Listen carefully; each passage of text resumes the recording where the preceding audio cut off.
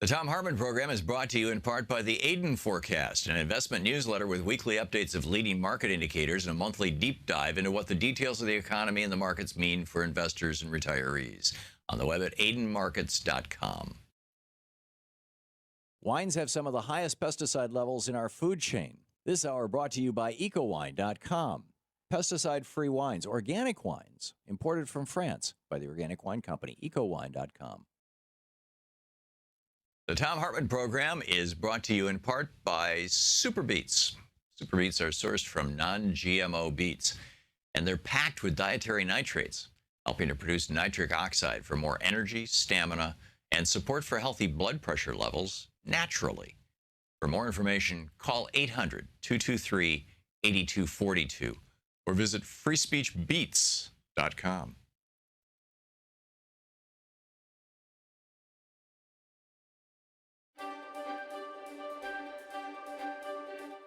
Welcome to the Thom Hartmann University Book Club. Our book today is Walking Your Blues Away, How to Heal the Mind and Create Emotional Well-Being.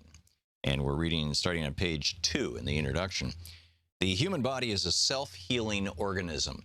When you cut your finger, it heals. If you break your leg, it heals. Even if part of you is cut out in surgery, the surgeon's wound heals. We heal from bacterial and viral invasions, from injuries, from all variety of traumas. The mechanisms of healing are built into us. 5 million years of evolution or the grace of God or both have made our bodies automatic healing machines. So why wouldn't the same be true of our minds and our emotions? All of the traumas that we experience in life leave their wounds. If humankind hadn't had ways of healing from those emotional and psychological blows, over time society would have become progressively less functional. Instead, history shows us that people usually recover from even the most severe psychological wounds, often learning great lessons or gaining important insights in the recovery process. The famous Hawaii longitudinal study of children raised in stressful, disadvantaged conditions, they were migrant farm workers, found that a higher percentage of the children grew up to be highly resilient than did a middle-class control group. The generation that survived the Great Depression and the Nazi Holocaust in Europe went on to create important social institutions, build nations, and offer comfort and hope to humankind. Elie Wiesel's experience specifically comes to mind, although he never would have wished on another the horrific experience of being in one of Hitler's death camps. Through his writing of that experience, he has given a particularly inspiring model of resilience and healing to the world. The reality is that although adversity breaks some people, it strengthens others. And when people heal from adversity, the old cliche of what doesn't kill you makes you stronger usually rings true. But just as with the production of scar tissue in the healing of a wound to the skin, a process involving millions of cells producing very specific compounds in response to the trauma in the tissue, there must be an inborn mechanism for healing the mind and the emotions. And just as healing from a cut can be speeded up by keeping the wound dry, or it can be slowed down by letting the wound get wet or dirty and irritated, this emotional healing is also a process that can be either stimulated or thwarted by our interventions. In this book, I've identified a specific healing mechanism and process that nature has built into the human mind and body that enables us to process trauma in a way that is quick, functional, and permanent. Just like the skin's mechanism for forming scabs and scars and eventually even making the scars vanish, this mechanism is simple, fundamental, and elegant. In its simplest form, this mechanism involves rhythmic side-to-side stimulation of the body. The side-to-side motion, or bilateral motion, causes nerve impulses to cross the brain from the left hemisphere to the right hemisphere and back at a specific rate or frequency. This cross-patterning produces an organic integration of left hemispheric thinking functions with right hemisphere and brainstem feeling functions. This integration is a necessary precursor to emotional and intellectual healing from trauma. This steady movement of nerve impulses across the hemispheres of the brain is stimulated by the bilateral movement processes of a variety of modern forms of psychotherapy, such as eye movement desensitization and reprocessing, also known as EMDR, emotional freedom technique, and thought field therapy. In its purest form, however, I've discovered that the natural and rhythmic left-right process of walking while performing a simple mental exercise can also stimulate the same internal integration process. This, I posit, is the way humans have healed themselves for trauma for the hundreds of thousands of years of human history. And it's only because so few of us walk anymore that we have to resort to office-based psychotherapeutic processes to produce a similar result. And that result is impressive. When we stimulate the nervous system in this bilateral manner while calling to mind a persistent emotional distress, the emotional charge associated with that memory quickly and permanently dissipates. This isn't a process of producing amnesia or forgetting. Instead, it's a way of reframing the past, a way of re-understanding or putting into context what has been so unnerving to us. When we perform this bilateral process correctly, the pictures of painful past events in our memory transforms from stark, scary, sound-filled color movies into black and white still pictures that are flattened out and lose their sound. The internal dialogue we have about the events, the tagline that we tell ourselves, and actually hear in our own heads and in our own voices, changes.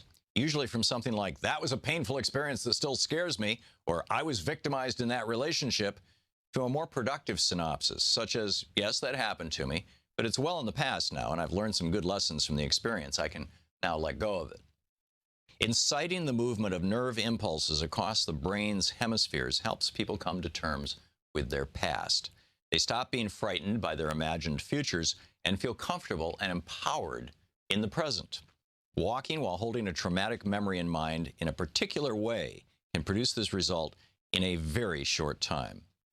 And the book goes on to talk about how exactly to use simple walking, just going out for a 20-minute walk, which is physically good for you. Use that simple walking and combine it with a very specific set of mental exercises that Sigmund Freud and Franz Anton Mesmer and others first discovered years ago. Walking your blues away.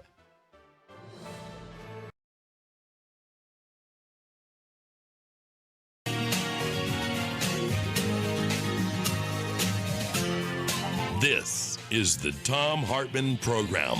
And greetings, my friends, patriots, lovers of democracy, truth, and justice, believers in peace, freedom, and the American way. Thom Hartmann here with you, broadcasting on commercial stations from coast to coast, on Sirius XM all across the North American continent, on Pacifica stations across America, Europe, and Africa, on American Forces Radio, on your electronic devices via TuneIn, Progressive Voices, and the Thom Hartmann app, simulcast as television on the Free Speech TV network, on both Dish Network, DirecTV, and cable systems nationwide. We're so pleased to have you with us.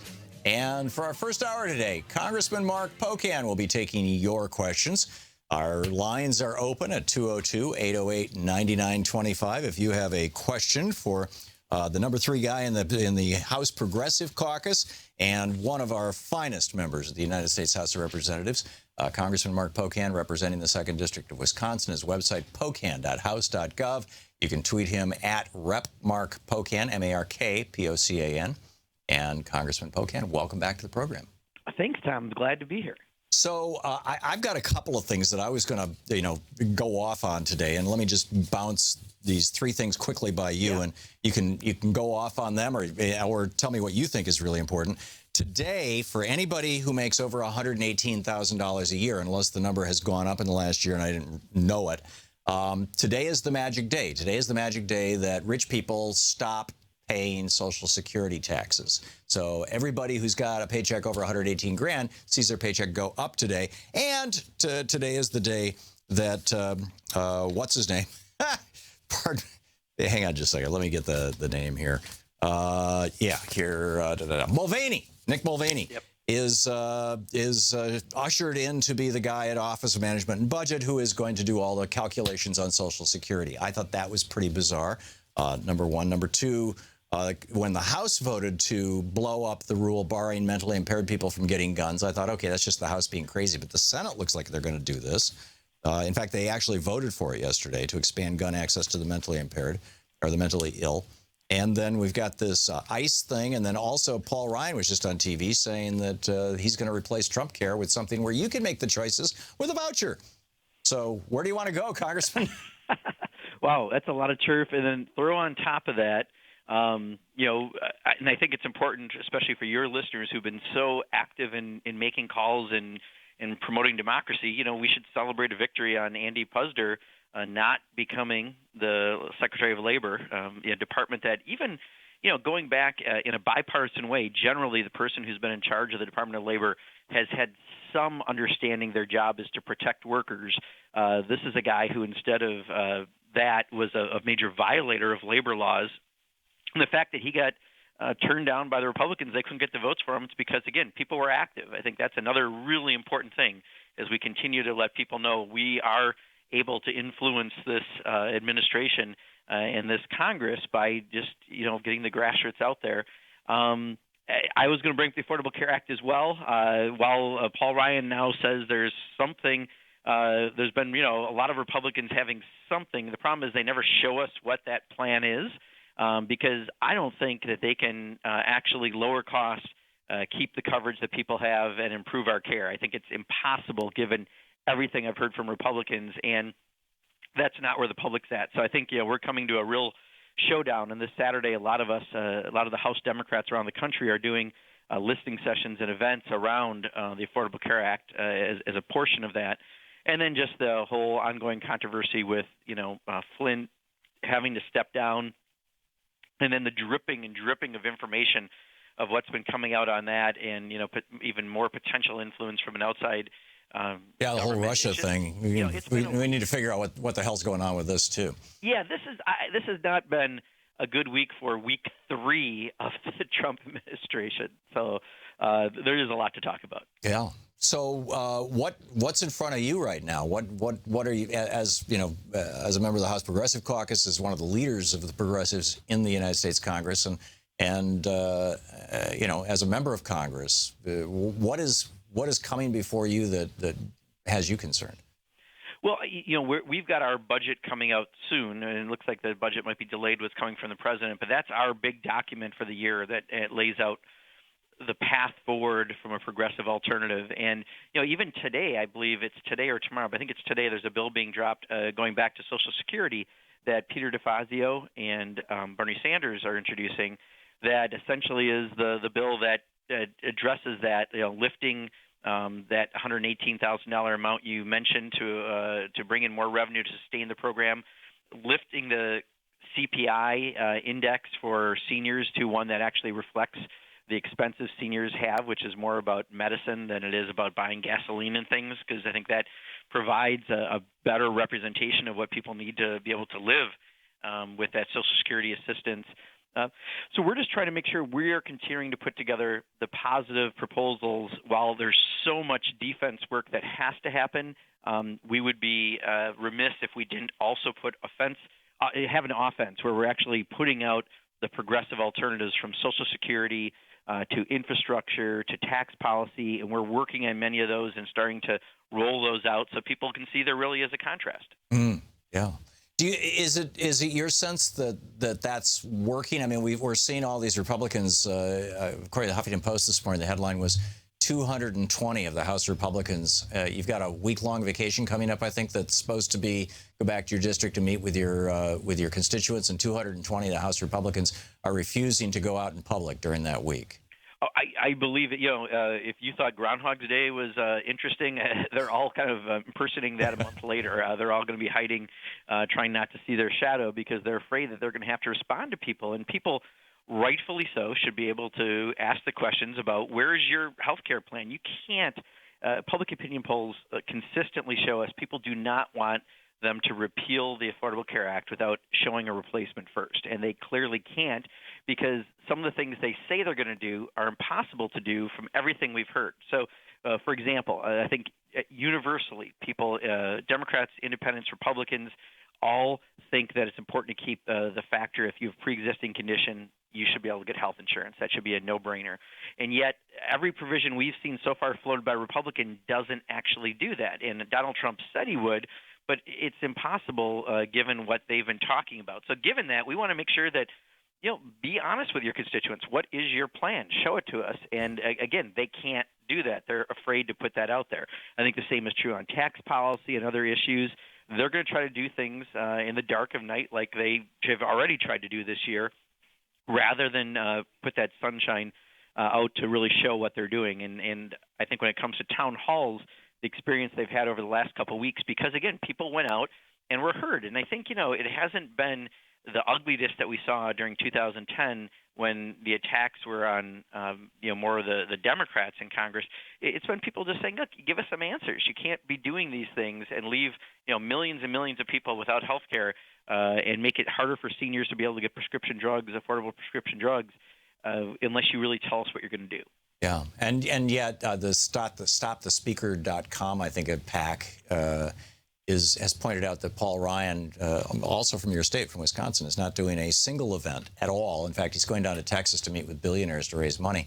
It would be interesting to find somebody who kind of looks like Paul Ryan and give them, a summary of maybe 100 or so things that Paul Ryan has actually said in the past, have them do a town hall and get up and speak each one of those things, and then let people speak back to them just to get it on the record. And in fact, it would be fascinating to do that all over the country with Republicans who are hiding in their groundhog holes. Well, and back home, there is a move to try to force Paul Ryan to have a public hearing in his district. We did one about 90 yards outside of his district because we share a county. And even the very conservative editorial board at the Janesville Gazette thanked me for doing it and asked Paul to do one. So it's not just that people who disagree with him want it. I mean, people just want to make sure they're heard. That's our job as a representative, is to listen to our constituents, bring that to Washington, and then take Washington and explain it back home. If you're skipping part of it, you're not doing your job. There you go. So it is ask your congressman a question here, or ask a congressman. This Congressman Mark Pocan, or the congressman. He's representing the 2nd District of Wisconsin. Pocan.house.gov is his website. You can tweet him at @RepMarkPocan, and we'll be right back with your calls for him. This is the Thom Hartmann Program. Stick around. We'll be taking your calls for Congressman Pocan right after this.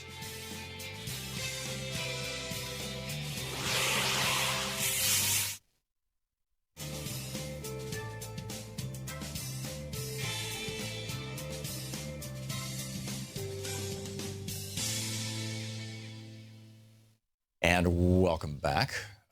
Charles, watching Free Speech TV on DirecTV in Kenosha, Wisconsin. Speaking of Wisconsin, Charles, you're on the air with Congressman Pocan. Yes, Congressman Pocan. I'm calling about Social Security and Medicare.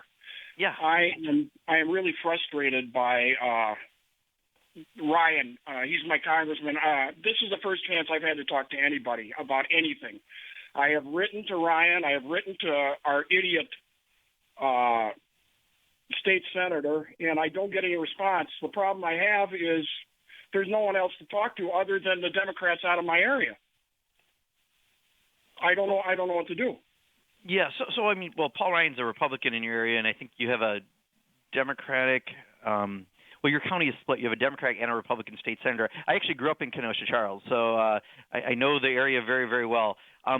So when it comes to Social Security and Medicare, this is one of the biggest concerns that many of us have, because what we're afraid is we know the House Republican budget for the last several sessions has had measures to try to privatize Social Security and voucherize Medicare, two of the programs that are the most popular programs that we do that you pay into, and it is your earned benefit that you should be able to get back because you've paid into it.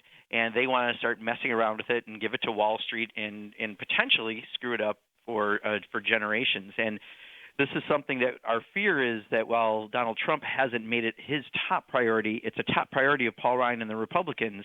And as they start to negotiate things like an infrastructure package and other things that are priorities to the White House, this may be a trade-off that they put out there. And when you do anything to the Affordable Care Act, you open up Medicare. And at that point, they can do a whole lot of damage by doing that. So I can only look at every past proposal they've had, which has been privatization and voucherization, which means you're going to have less of those programs that you've paid into. And I think we need to make sure that you hold your congressman accountable and, I think do everything you can to make him come down to Kenosha and have a town hall.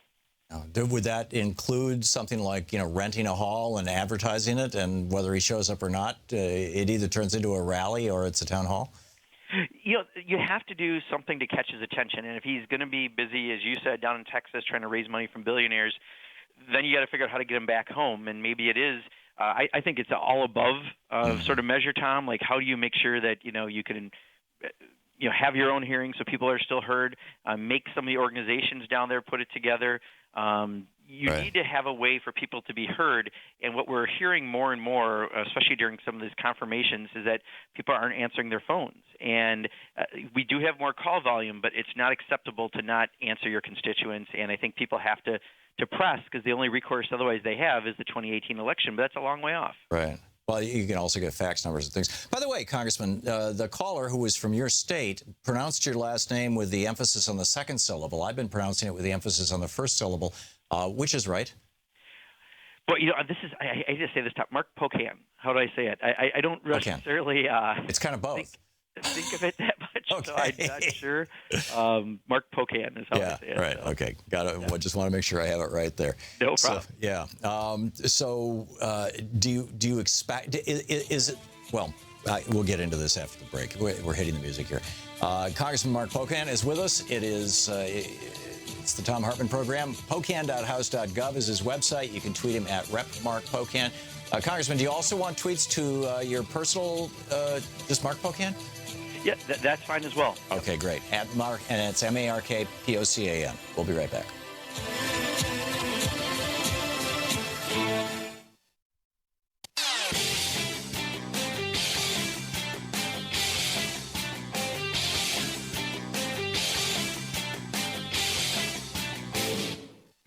This year's election results have generated fear, sadness, and despair. In the days and months ahead, our democracy may face a crisis of historic proportions. But there is good news. There is good news. There is good news. Thousands of people are stepping forward in solidarity, resistance, and resolve.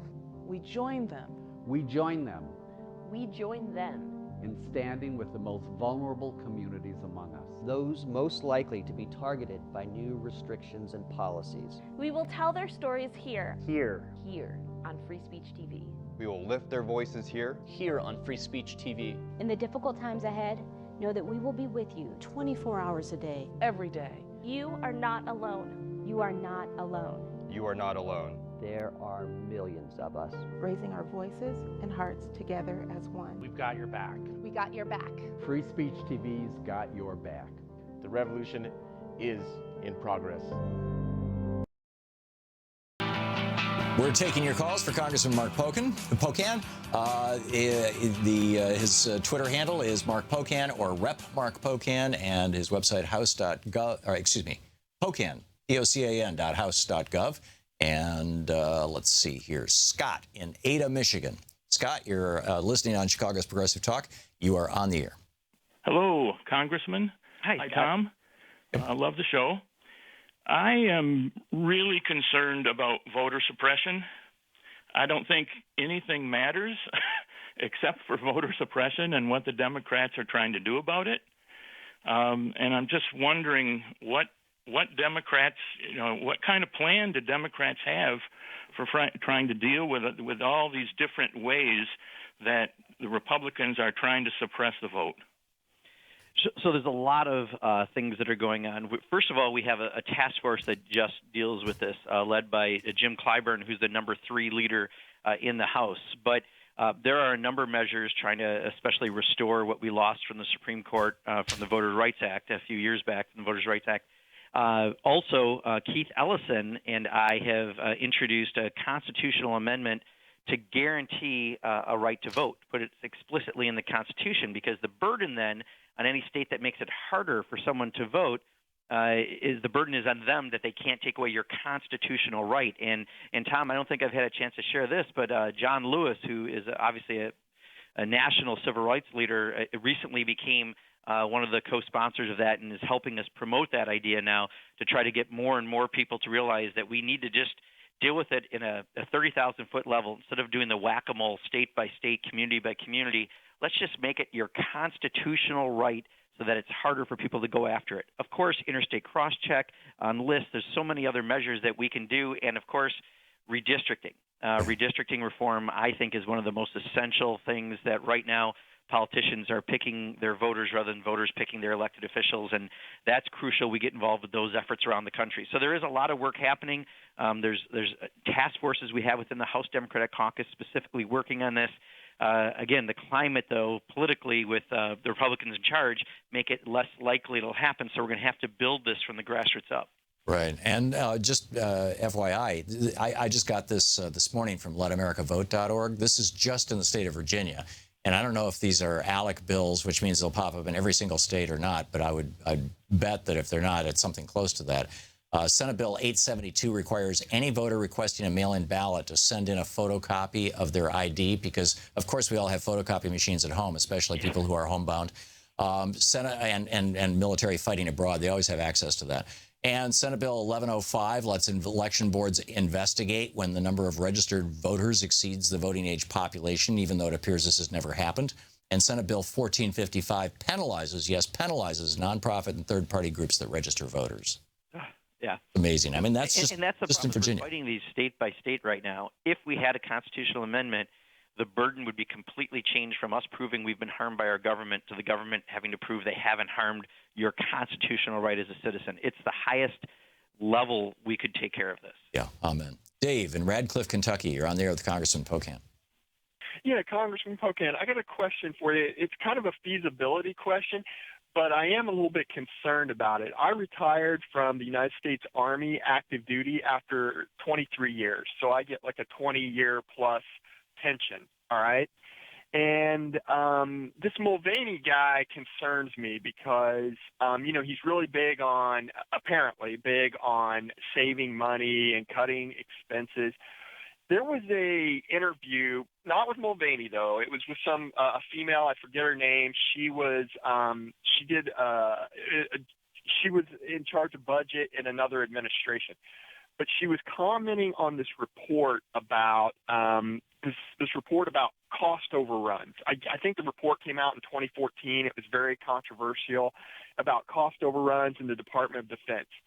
And she mentioned this as well, and this is what I'm concerned about.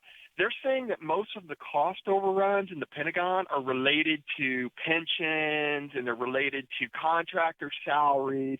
They're not actually related to weapon system procurement. Well, this got me concerned. Is there any way they could possibly cut back on pensions or retirement benefits for active duty military?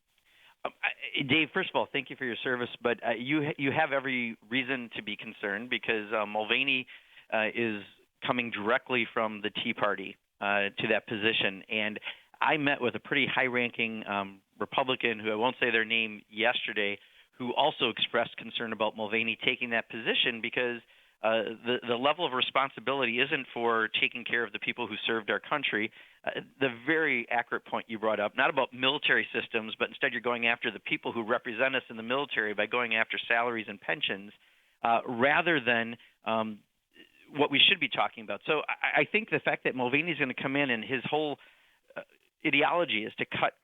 It's austerity. It's not about whether or not we have a good, powerful, active military, whether or not we're taking care of the people's service in the military. It's all about just trying to save costs. And yes, there are ways they can come in and do that. They've done it in states, and they're going to try to replicate that potentially at the federal level. So be vigilant and be ready to act on it. There you go. Be vigilant. I love it. Congressman Mark Pocan is with us, one of the really good guys, one of the very best, and he's taking your calls. Stick around. We'll be right back. You're listening to the Thom Hartmann Program. Call 202-808-9925. Back with more of your calls for Congressman Pocan after the news at the bottom of the hour. Stick around. We'll be right back.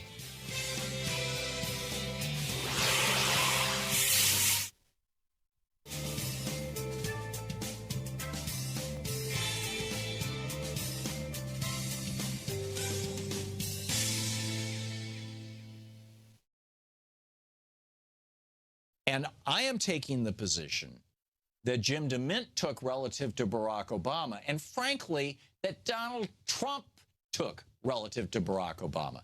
Donald Trump spent 8 years saying Barack Obama was an illegitimate president, that he didn't even have the right to be president. That was Donald Trump's position, and he did not swerve or sway from it. And even at the, even during the campaign, he was saying, well, okay, yeah, he was born here, but I have this horrible feeling that the Democrats are going to say, oh, finally we can help the country. Because Democrats love to help the country, right? They're, most Democrats, I mean, that's the whole point of the Democratic Party. We're here for the people. We're here for the country. And so if Donald Trump wants to spend $1 trillion on infrastructure, Obama desperately wanted to do that. The Republicans filibustered it. It actually passed Congress. The Republicans filibustered it. And so why, by the way? They did that so that people would be seriously pissed off at the Democrats and at the president. And it worked. Now, the question is, will it work? Because it worked because of a complicit media. Every single time the Republicans filibustered something that the Democrats passed that was actually good for America, the long-term extension of unemployment. Unemployment was extended for, they wanted to extend it for another year during the crisis back in 2009, 2010. You would think any rational person would be in favor of that.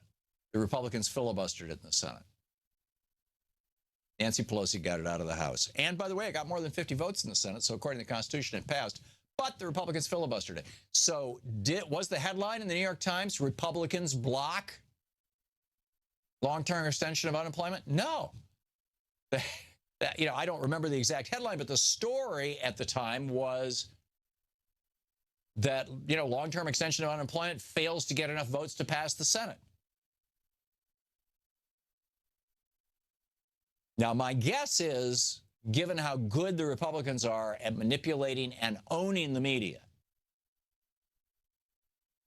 basically, I mean, literally owning it, but also in controlling, what it says and how it does it by virtue of intimidation. My guess is that they will, if the Democrats do an obstructionist strategy for 4 years, like the Republicans have for the last 8, my guess is the media will call it out, whereas they refused to call it out when Mitch McConnell and Paul Ryan and Mr. Drunk before him were doing that. But in fact, this hit me over the weekend. I was watching one of the shows, and they had I think they had Jane Sanders on, and the question was, it was Wolf Blitzer, and he said, is your husband going to run for president in 4 years? And she said, Wolf, that's the wrong question. The question should be, what are we going to do for working people? What are we going to do to bring jobs back to the United States? What are we going to do to, and I'm doing this from memory, so this may not be what she said, but it was in that vein, right? What are we going to do to bring families together? What are we going to do to make sure everybody gets health care? And Wolf, had I been Wolf, my answer to that would have been, okay, what are we going to do? But he didn't want to go there. And it suddenly hit me. I had been wondering throughout this election, why is it that the media refuses to discuss issues? For a year and a half, this campaign has been going on, and the media has consistently refused. Most people have no idea what Paul Ryan intends to do. They have no idea. They have no idea what the issues are. Why? I think it's because whenever an issue is discussed, the issues, of course, reflect poorly on the Republicans because all across America, the vast majority of Americans agree with the Democrats and the Democratic Party. And the media strategists in the Republican Party want to make sure that the American people don't know what the Republican Party's actual plans are, what they've actually done in the past. And so you've got these groups that come out, and every time one of the media organizations actually talks about the issues, they trash them. They trash them mercilessly. And so the media has gotten so shell-shocked over the last 20 years that this has been going on that they're afraid to discuss issues. Instead, they just discuss personality. Remember how Bernie used to go on TV and they would ask him about, well, what do you think about Hillary Clinton's favorability like? And he'd say, it's irrelevant.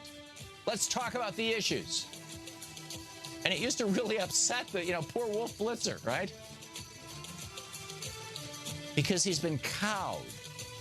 Well, he's been cowed not to talk about the issues when there's a Democrat in power. Will he talk about the issues when there's a Republican in power? Somehow I doubt it. But will he go after the Democrats? Somehow I think so.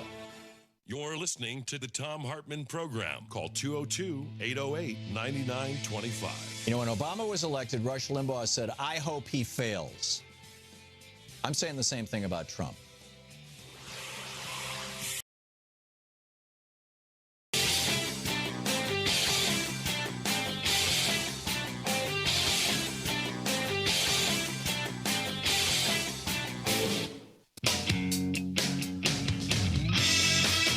Welcome back. Thom Hartmann here with you, and on the line with us, Congressman Mark Pocan. He is representing Wisconsin's 2nd District, and what's the official title with the Progressive Caucus? First vice chair. First we have our vice co-chairs, chair. and then I'm the first vice chair. There you go. We're taking your calls. Let's start with Bobby, listening on KBCS in Seattle, Washington. Bobby, you're on the air with Congressman Pocan. Thank you, Tom, and hello, Representative Pocan. I got 2 quick points. Number one, Tom, the cap now is $127,200. It went up this year from $18,000. Okay. Well, So today's still the day. I mean, I got that off Huffington Post today, so thank you for that. No, Bobby. it's $127,200 now in 2017. But my question is to Representative Pocan. The Senator Sanders and Representative DeFazio, who I believe are part of an action today in D.C., introduced a new bill called the Social Security Expansion Act of 2017.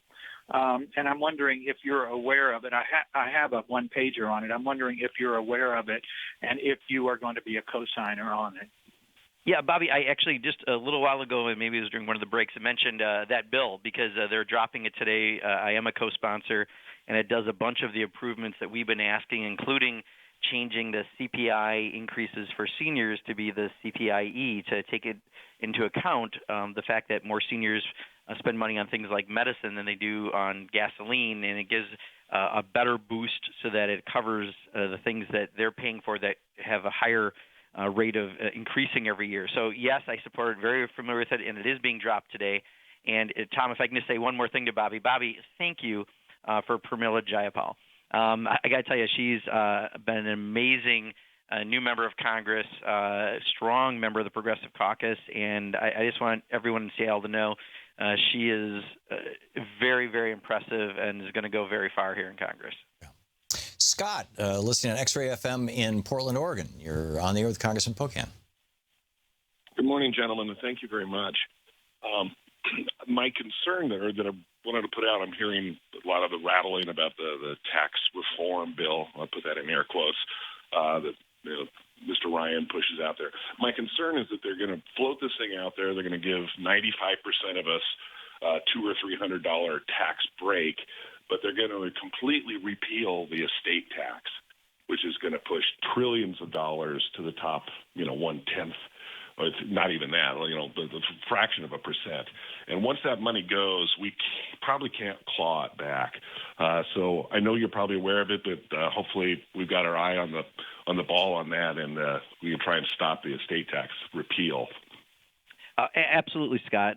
Thanks for your question. And I'll tell you, when it comes to that tax bill, I mean, it's going to be more complex than they're making it sound, because I would argue 30% of the people, maybe 20 to 30% of the people who come and meet with me in my office come in about tax policy. So once you start affecting that, there's going to be a lot of people who are players in that bill. However, you and I both know exactly what Paul Ryan wants to do. You're right. We'll probably see a very modest tax cut, alleged tax cut for the middle class. The problem is when they cut all the services to pay for that, you're going to pay a whole lot more. Just it won't be through taxes. You'll be paying them to make up for the things that you lost that the government used to do. And in the end, you're going to pay more, but the wealthiest are going to see the lion's share of all those cuts.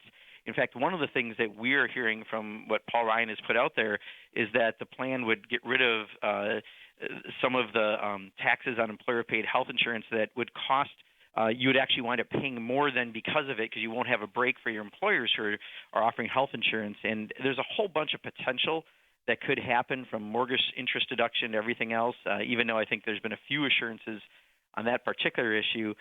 We know that it's going to go all towards the top 1 or 2%.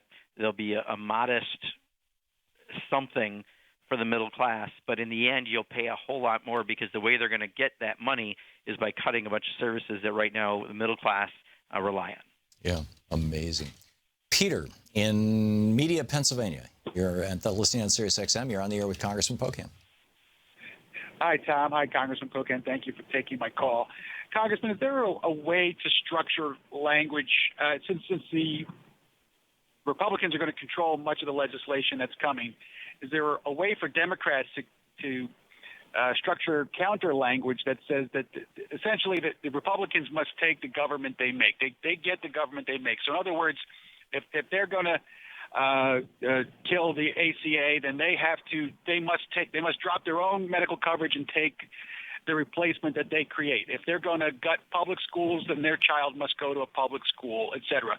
Is there a way to adopt that sort of get the government you make approach for the Democrats to counter-propose the legislation that'll be coming? Well, right now with the Affordable Care Act, we are the only people in the country that have to be on the Affordable Care Act, because that's what the Republicans did. When it passed, they thought a way to prove their point was to make us all get the plan, and I got to tell you, it's a really great plan. I'm doing quite well, my family on it, and so they did that. I don't think we can affect where your kids go to schools and things like that. I think there'd be constitutional problems, but one of the realities you got to remember is a majority of people in Congress are millionaires. And, they can take whatever policy that they make, but they can also then have a supplemental policy on the outside because, again, it won't be the policy that most people are going to have. So I certainly appreciate what you're saying on it. It'd be great to make them have to live the life that they are creating for other people. That's what right now the Affordable Care Act does for all members of Congress. But just realize that many of them have other ways to take care of themselves, and it wouldn't be maybe the burden that we would like it to be and the point that we'd like to make. Nicole in Sheboygan, Wisconsin. You're on the air with Congressman Mark Pocan. Oh, hi there. I'm a first-time caller, and one of the previous callers actually asked the question because I was really concerned about the cross-check voting. And someone had made a comment, another caller in a previous show, that what about having the Democrats sue the Republicans for everything that they've done, all the gerrymandering, all the all the voter suppression, make them pay for it. That's one thing that I wanted to ask. Secondly, let's take the situation with the Americans that live in Puerto Rico. They cannot vote. What is that all about? That's 4 million people that are not self-determined, and Puerto Rico has been very much become an imperial. Okay, Nicole, we try to keep it to one question because there's so many people who want to get in here. So, but you got two in there. Congressman, your thoughts? Well, Nicole, first of all, hello. Greetings from Wisconsin. It's good to hear people from my home state. Lawsuits, there are a lot of lawsuits right now in the country. In fact, in Wisconsin, we're in the middle of a lawsuit that could change the redistricting maps to be something more fair. So there are efforts across the board and lawsuits when it comes to election law. We just have to make sure we're supporting the groups that are doing those lawsuits because in many cases it does take resources to be able to challenge for our democracy. And secondly, I agree there are many questions about people who aren't able to actually have their vote count. Let me just raise one issue, D.C. I mean, D.C. should have statehood. It makes no sense. So not that I disagree with what you're saying about Puerto Rico. I share your concerns. But when you look at the District of Columbia, that's another place that we need to make sure we're respecting everyone's right to have their vote actually matter. Steve in Browerville, Minnesota. You're on the air with Congressman Pocan. Steve? Oh, yeah. Hi, Mr. Pocan. Hi, Steve. I got to tell you, you could have lit a cigar off my forehead this morning. I've been so mad about stuff. I guess I kind of sit and I listen basically kind of quiet. But today I heard that if you make over so many $100,000, you don't have to pay Social Security tax. And that blew the frosting off my cake. I had to call in right now. But I guess my biggest thing is, now, Tom, when he goes on break, I hear so many interesting topics, and he covers it all. So, I really don't have to speak about any of that. And plus all the other callers calling in. My main concern is, with all this crap going on around us, how in the hell can we get any damn stuff done if these idiot Republicans won't answer their phone. Okay, Steve, thank you. Here's the message I want to send. And, thank you because you're allowing me to bring up something that I think is probably the single most important thing that I can stress right now as a progressive elected official. There's so much happening, not just daily, it's hourly that's happening, and all kinds of changes that we think are bad for the country. But we are having success because people are right now upset and organized. We had millions of people show up at those marches around the country. There's solidarity among the people with different issues that they care about because they realize if you attack one issue, the next issue could be their issue. We need to keep the pressure on elected officials. If they don't answer their phones, send them an email, send them a fax. There's other ways that you can still reach out to them. But keep that pressure on and support the groups in your communities that work on the issues that you care about the most. So if there's one or two or three issues that you think are most in jeopardy, find the local and national groups working on those and double down with them. Because if we do that, and especially if that group happens to have a legal arm, because those lawsuits can stop some of the things happening like we're seeing right now, that's the most important thing we can do. And we're having victories right and left, and we can talk about that more. But, I mean, Andy Puzder not being the Secretary of Labor was a big victory we should celebrate. Yeah. And Public Citizen is one of those groups with a legal arm, isn't it? Citizen.org? Absolutely. And on the trade issue, no one was better. Yeah, there you go. Congressman Mark Pocan taking your calls for the hour. Stick around. We'll be right back. You're listening to Thom Hartmann. Visit ThomHartmann.com for audio and video archives. And you can tweet Congressman Pocan at either Mark Pocan, MarkPocan, or at Rep Mark Pocan. Tell him hi, say thanks. We'll be right back.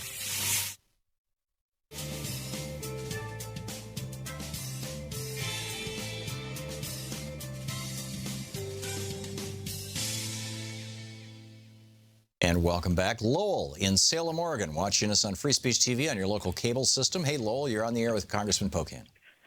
Hey, Mark, Congressman Pocan and Tom. I'm a big fan of both of yours. One of the things I wanted to ask about the new proposed bill to eliminate to eliminate the Johnson amendment for taxes on churches is historically Democrats have been bad at negotiating. For example, in the 80s, we doubled the taxes on Social Security but didn't raise the cap on Social Security, which seems like a terrible negotiating strategy.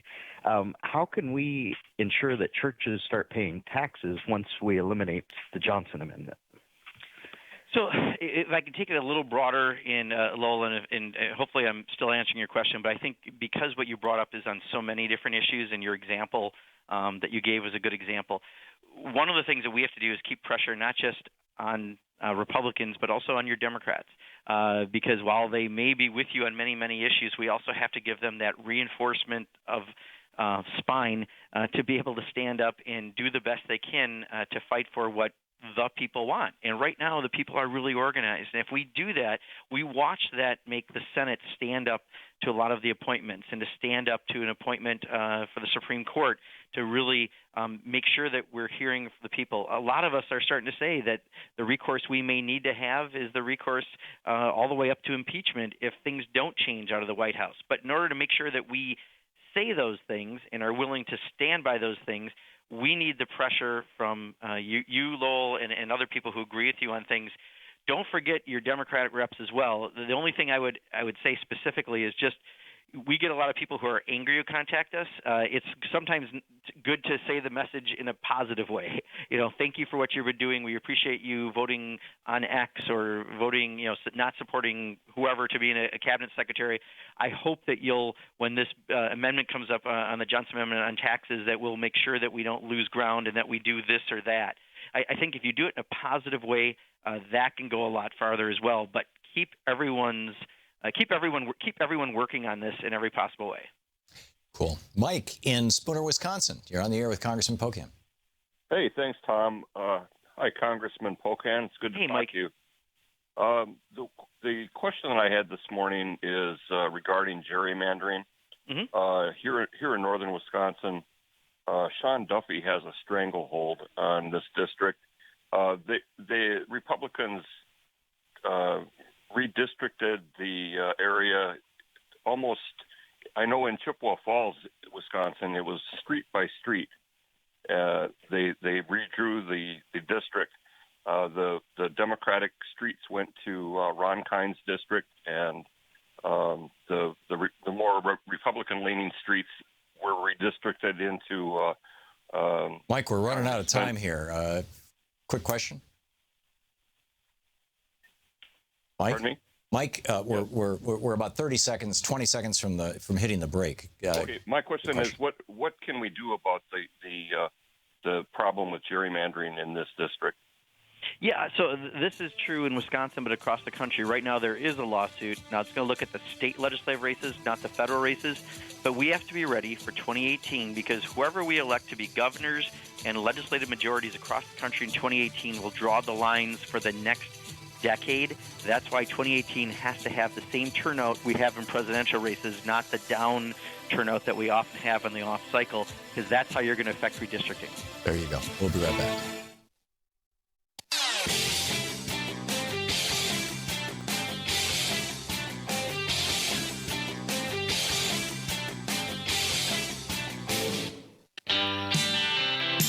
Welcome back. It's the Thom Hartmann Program. Congressman Mark Pocan taking your calls for the hour.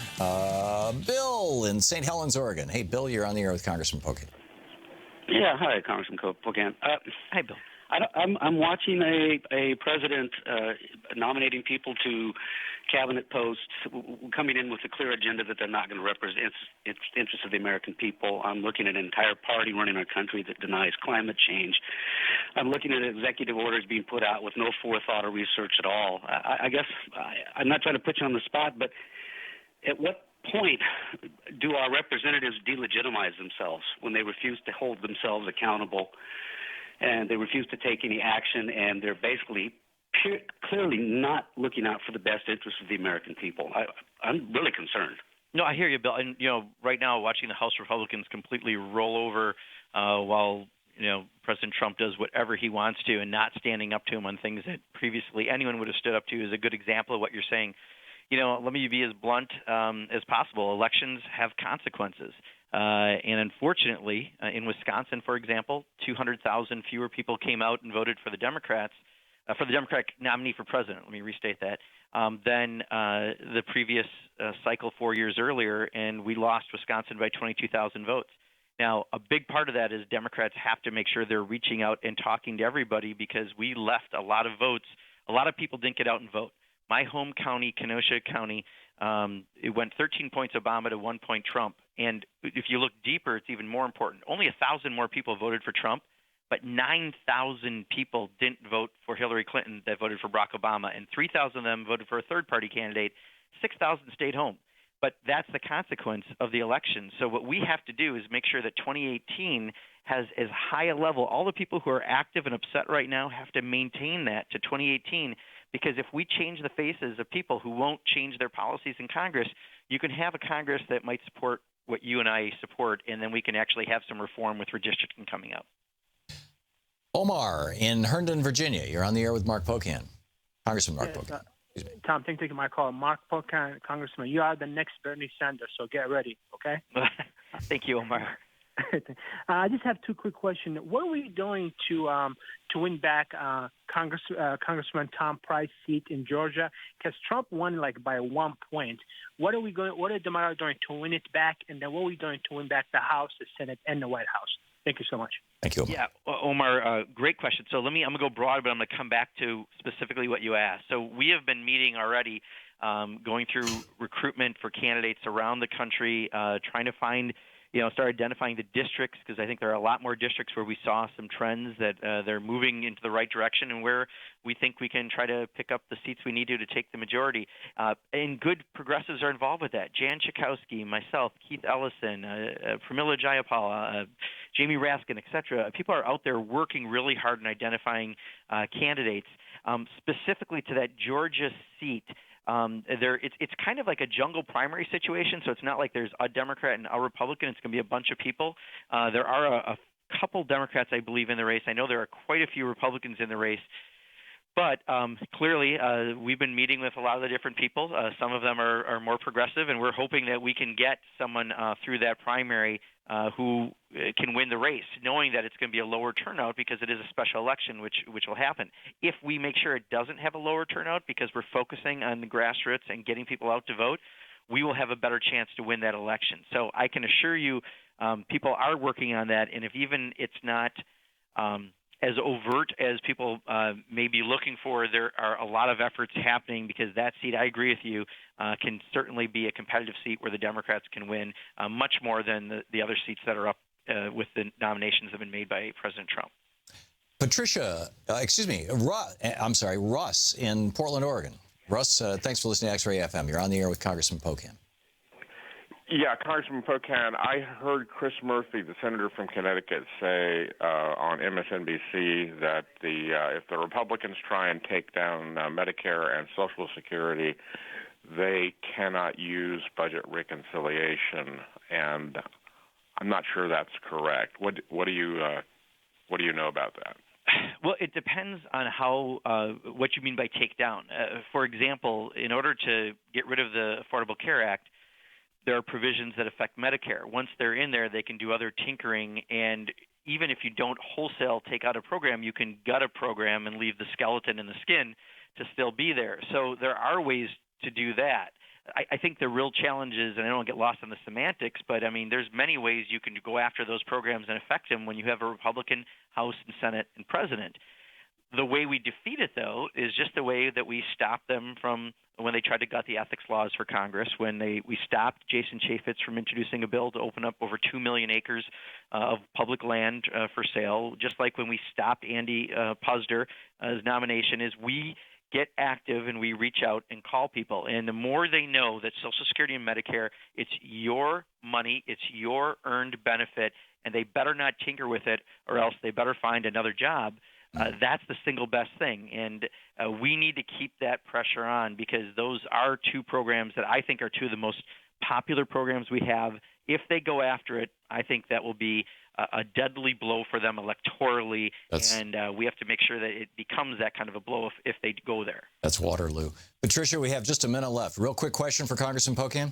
Yeah, Patricia in Portage, Wisconsin. Excuse me. Doing on the Wolf effort to take back them to the states for killing. Is it possible to take out the courts in legislation? I thought they were the third branch of government and they could not be excommunicated in law, in the legislation. The Protect the Endangered Species Act, I guess. Yeah, Patricia, again, I mean, with the courts, what we're right now dealing with is the Supreme Court nomination. But in our region where you live in Portage, the Republicans have held up people in the 7th district for now 4+ years. We haven't had someone, I think it's 4 years that we haven't had someone in there. There's a lot they can do in trying to shape the courts, but at least that's our best place right now in many ways to fight back on these. Since we don't have the legislative branch and we don't have the executive branch, we need to really rely on that judicial branch. And a lot of people don't follow judicial politics as much. We need to be as active in judicial politics as we are in legislative politics. Yeah, and the Republicans got there first. I mean, they're over half of all federal judges now are Republican appointed. Absolutely, and even back in Wisconsin, again, we have organizations that will fully fund people who run for the Supreme Court. People who, quite honestly, are barely qualified to be circuit court judges are running for Supreme Court and winning because they have a lot of money behind them, and we can't let that happen. Wow. Congressman Mark Pocan, his Twitter is Mark Pocan or @Mark Pocan, his website, pocan.house.gov. Congressman, thanks so much for being with us today. Absolutely, Tom. Anytime. Thank you. Great talking to you. We'll be back. You're listening to Thom Hartmann.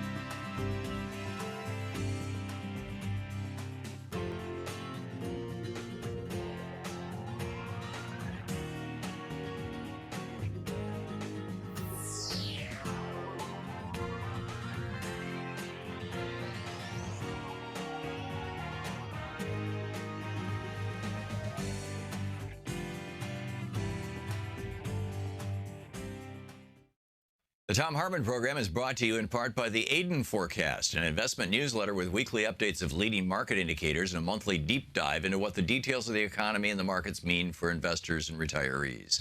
On the web at aidenmarkets.com. Wines have some of the highest pesticide levels in our food chain. This hour brought to you by ecowine.com. Pesticide-free wines, organic wines, imported from France by the organic wine company, ecowine.com. The Thom Hartmann Program is brought to you in part by Super Beets. Super Beets are sourced from non-GMO beets, and they're packed with dietary nitrates, helping to produce nitric oxide for more energy, stamina, and support for healthy blood pressure levels naturally. For more information, call 800-223-8242 or visit freespeechbeets.com.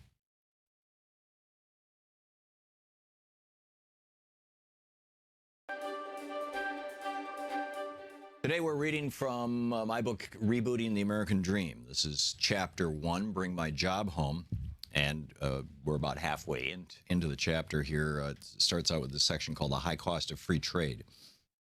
During the 1930s, none of the Asian powerhouse economies had adopted American industrialization strategies. So when Franklin Roosevelt put money into workers' pockets and they bought toys or clothes or radios, all those items were made in Alabama or Connecticut or Michigan.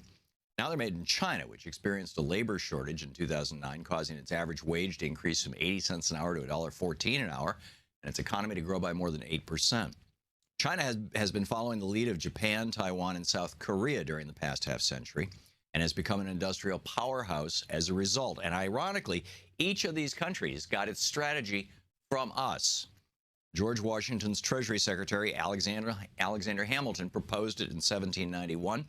And by 1793, most of the parts of his report on the subject of manufactures had been instituted as a series of legislative and policy steps. And it didn't start with Hamilton.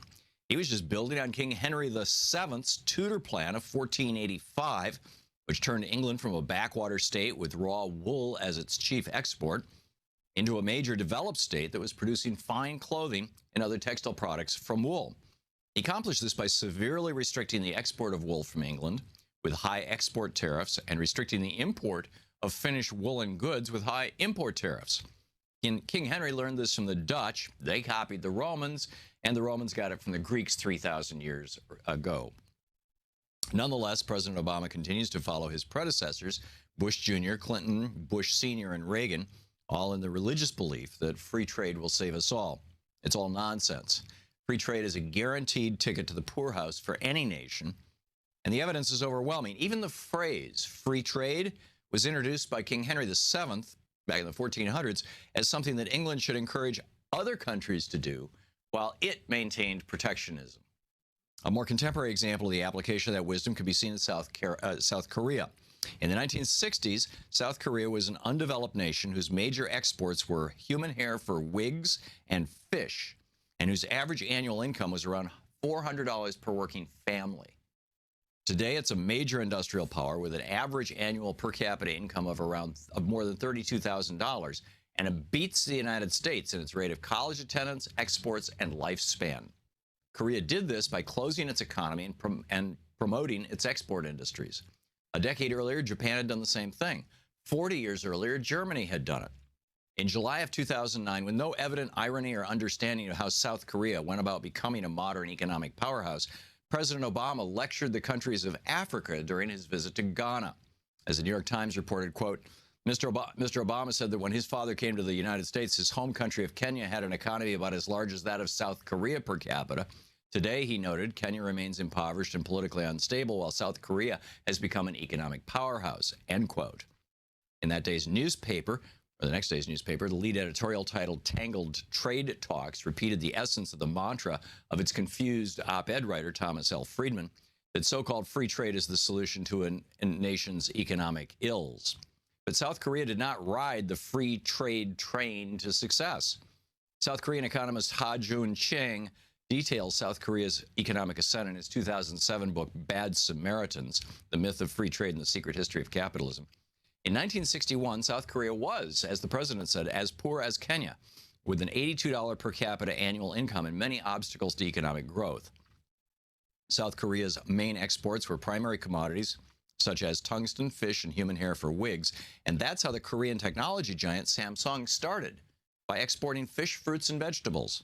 Today, it's the world's largest conglomerate by revenue, $173 billion. By throwing out free trade and embracing protectionism during the 1960s, South Korea managed to do in 50 years what it took the United States 100 and Britain 150 years to do. After a military coup in 61, General Park Chung-hee implemented short-term plans for South Korea's economic development. He instituted the Heavy and Chemical Industrialization Program, and South Korea's first steel mill and modern shipyard went into production. South Korea also began producing its own cars and used import tariffs to discourage imports. Electronics, machinery, and chemical plants soon followed, all sponsored or subsidized and tariff protected by the government. Between 1972 and 1979, the per capita income grew more than 5 times. In addition, new protectionist slogans were adopted by South Korean citizens. For example, it was viewed as a civic duty to report anyone caught smoking foreign cigarettes.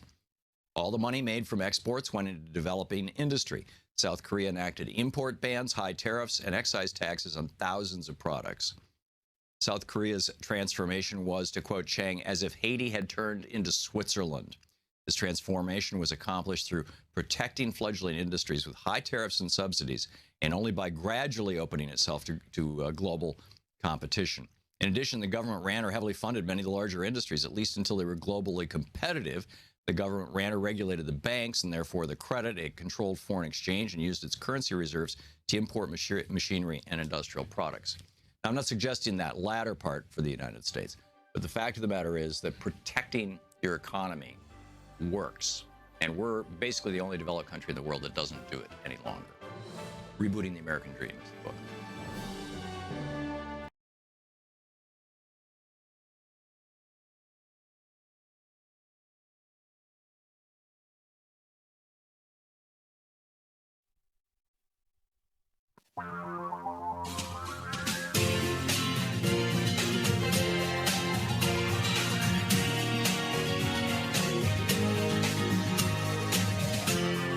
This is the Thom Hartmann Program. Welcome back. Thom Hartmann here with you. Marshall Steinbaum and Eric Harris Bernstein wrote a great piece for the Roosevelt Institute. This is a nonpartisan think tank. And it says the Trump administration and House Republicans are proposing a massive tax cut for corporations and the top 1%. They falsely claim that the Brady-Ryan tax plan will increase investment, reverse outsourcing, and create jobs. But they go on to point out, well, they just say it, but this is just more of their failed trickle-down ideology.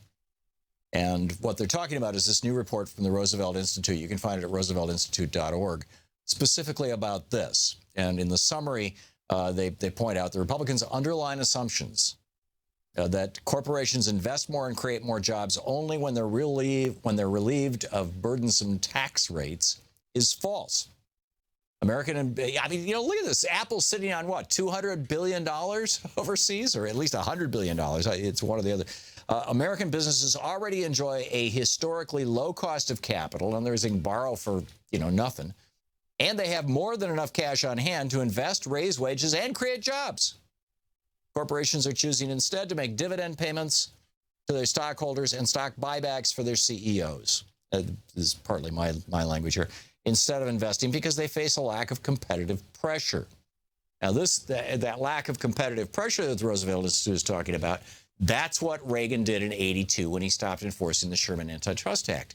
And suddenly we had, Michael Milken and all these mergers and acquisitions, the M&A mania, they made a movie about it with Michael Douglas, greed is good, yeah. And it was all about taking a whole bunch of medium-sized businesses and slamming them all together and getting rid of, if you've got 10, 12, 15 businesses, every single one of them has got, a sales force, every single one of them has a bookkeeper, every single one of them has a receptionist, every single one of them has you fill in the blanks, right? There's all those things that you can just get rid of if you turn them all into one company. Say you got 12 companies, you get rid of 11 of those bookkeeping departments, you get rid of 11 of the sales departments, you get rid of 11 of the different offices and things. You're reducing, you're technically increasing efficiency, But the cost of increasing efficiency is that you're wiping out jobs, you're reducing the amount of real estate that's being used and occupied, and you're eliminating competition, which of course is the first priority of these big businesses, is to eliminate competition. It's why they fight for, and successfully now have fought for generational long copyright and trademark laws and a zillion other things. But in particular, no regulation on the ability to do mergers and acquisitions. So back to the Roosevelt report. Corporations are choosing to make dividends and stock payments instead of investing because they lack competitive pressure. It's itself the result of power and wealth shifting toward rich shareholders. Another tax cut for the rich will only make the problem worse. So, this whole thing, this Brady-Ryan tax bill, they're going to sell this thing. And just like with Reagan. I mean, Reagan sold this thing, Bush sold this thing. Every time the Republicans get in and they have the votes to do it, they do it. And the American people, everybody sits around and goes, everybody making, under $100,000 a year goes, whoa, I got $100 back in my taxes this year. And in fact, when Bush did it, he sent out that check. It was actually $200 or $300, and it was actually proposed by Bernie Sanders. Like, okay, if you're going to give tax breaks to the rich, at least give something to the average person. And so Bush was like, well, that's a good idea. I can use that to sell this. And I remember getting the check, and along with the check was like this printout from the IRS saying, George Bush gave this to you. Well, get ready. It's going to happen again. And everybody's going to sit around going, okay, great. It's going to bring back our jobs. We're cutting taxes on rich people and corporations. When does it trickle down? It never trickles down. In fact, it just speeds up the pace at which it's trickling up. That wealth is being transferred from average working people and middle-class families to the top 1%. It's astonishing. Spies keep intelligence from Donald Trump on leak concerns. Actually, there have been numerous places reporting this. This one from Shane Harris and Carol Lee.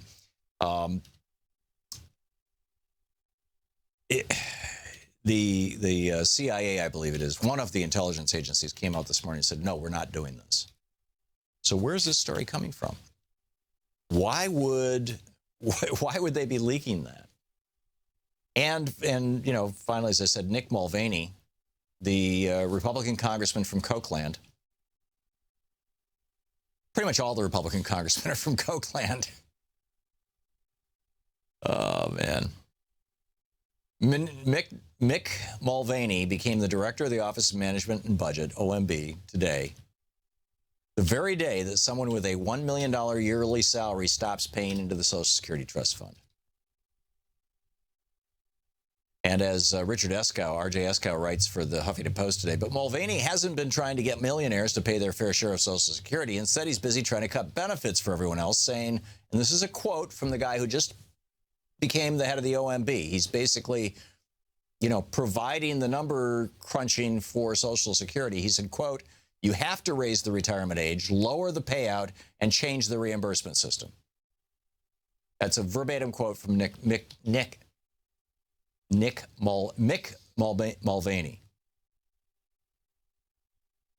R.J. Eskow goes on to say Mulvaney supports raising the Social Security retirement age to 70. It's already scheduled to raise to 67. That's the result of Reagan's tinkering. He made sure it would happen long after he was dead. But, it's going all the way up to 67 right now. I mean, right now it's at 66. And in a couple more years, it goes to 67.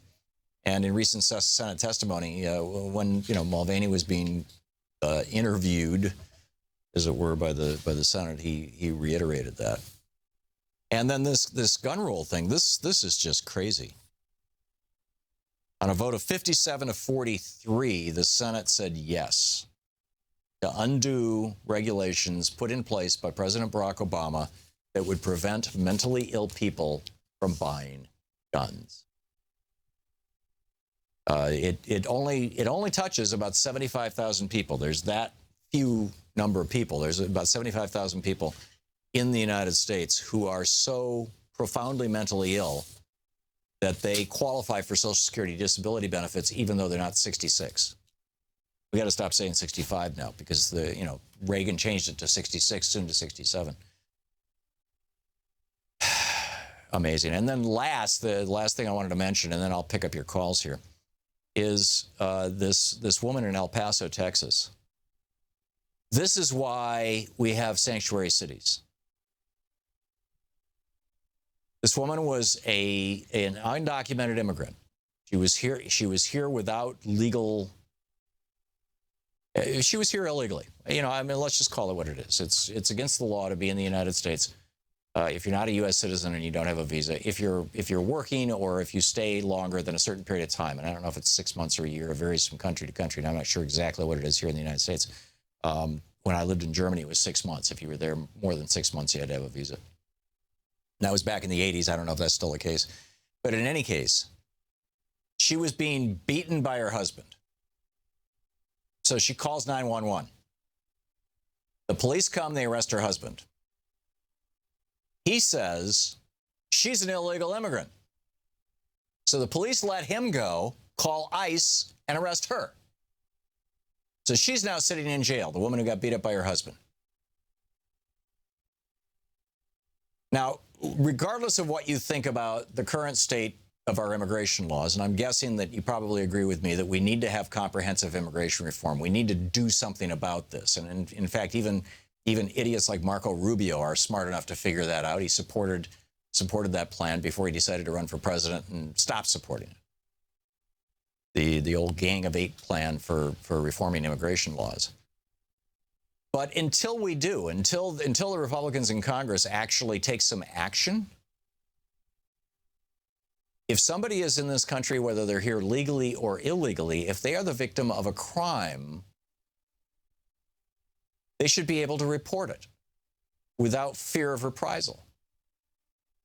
Because, we want to catch the criminals, the real criminals. I mean, this, assault and battery, this is serious stuff. So, the story is starting to catch some legs. I hope it gets a lot more. And people, realize this is what a sanctuary city, all the sanctuary city means is that if you call 911 because you're the victim of a crime, we are not going to ask your immigration status. Because we're not the federal immigration authorities, we're the local police department, we're looking for local crimes. That's all it means. We'll be back with your calls after this. This is the Thom Hartmann Program. Back with more of your calls right after this.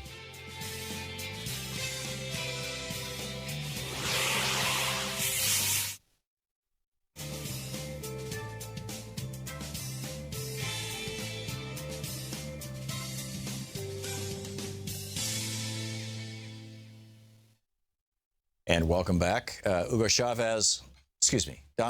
Trump is doing his press conference right now.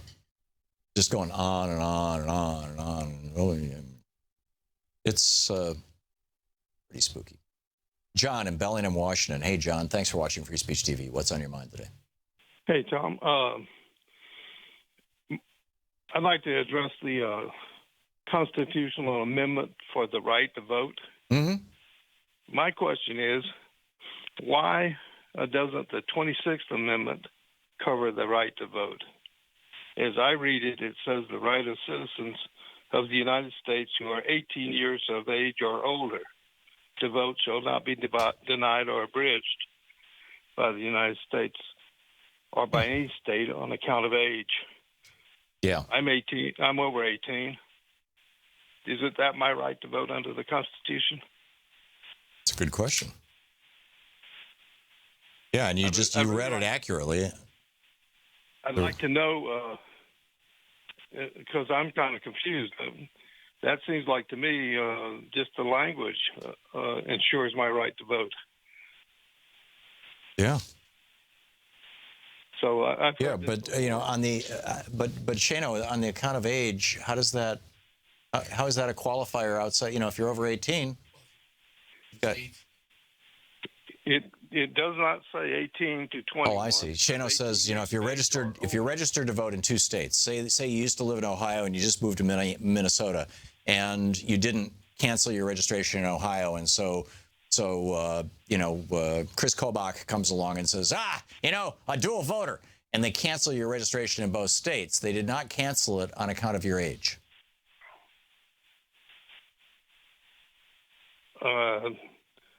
True, but the meat of the amendment says 18 years of age or older. Right, but that's, shall not be denied on account of age. This is, it's a qualified amendment, just like, shall not be denied on the basis of race or previous servitude, or just as shall not be denied on the basis of gender or being a woman. I don't have the language of the 20th Amendment right in front of me. I mean, I could find it, but all of them are speaking to specific niches, and there's not one general, all persons in the United States who qualify to vote shall have the absolute right to vote, which, by the way, would blow up things like Florida's, 1 out of every 3 black men, 1 out of every 5 black people in Florida are not eligible to vote, because Florida is one of 6 states that say that felons cannot vote for the rest of their lives, even after they've served their time, even after they're off parole, everything. So, I get what you're saying, John, and it makes sense to me. It would require an interpretation by the Supreme Court. If the state in your explanation, if the state that took me off the rolls had taken me off the rolls on account of age, then they may have something. Right, but if they take you off the rolls because they say you're registered in 2 states, which is what Chris Kobach is doing, and probably, given that the average American moves every 7 years, probably, at least 10 or 20% of us are registered in multiple states. I'm sure the first couple of years that I lived here in D.C., I was still registered in Oregon, because there was not even a mechanism that I knew of to say to Oregon, I'm not registered there anymore. And it wasn't until they started getting return mail that they probably took me off the rolls. So, if that's the case, that's not on account of age. So, anyhow, John, thanks for the call.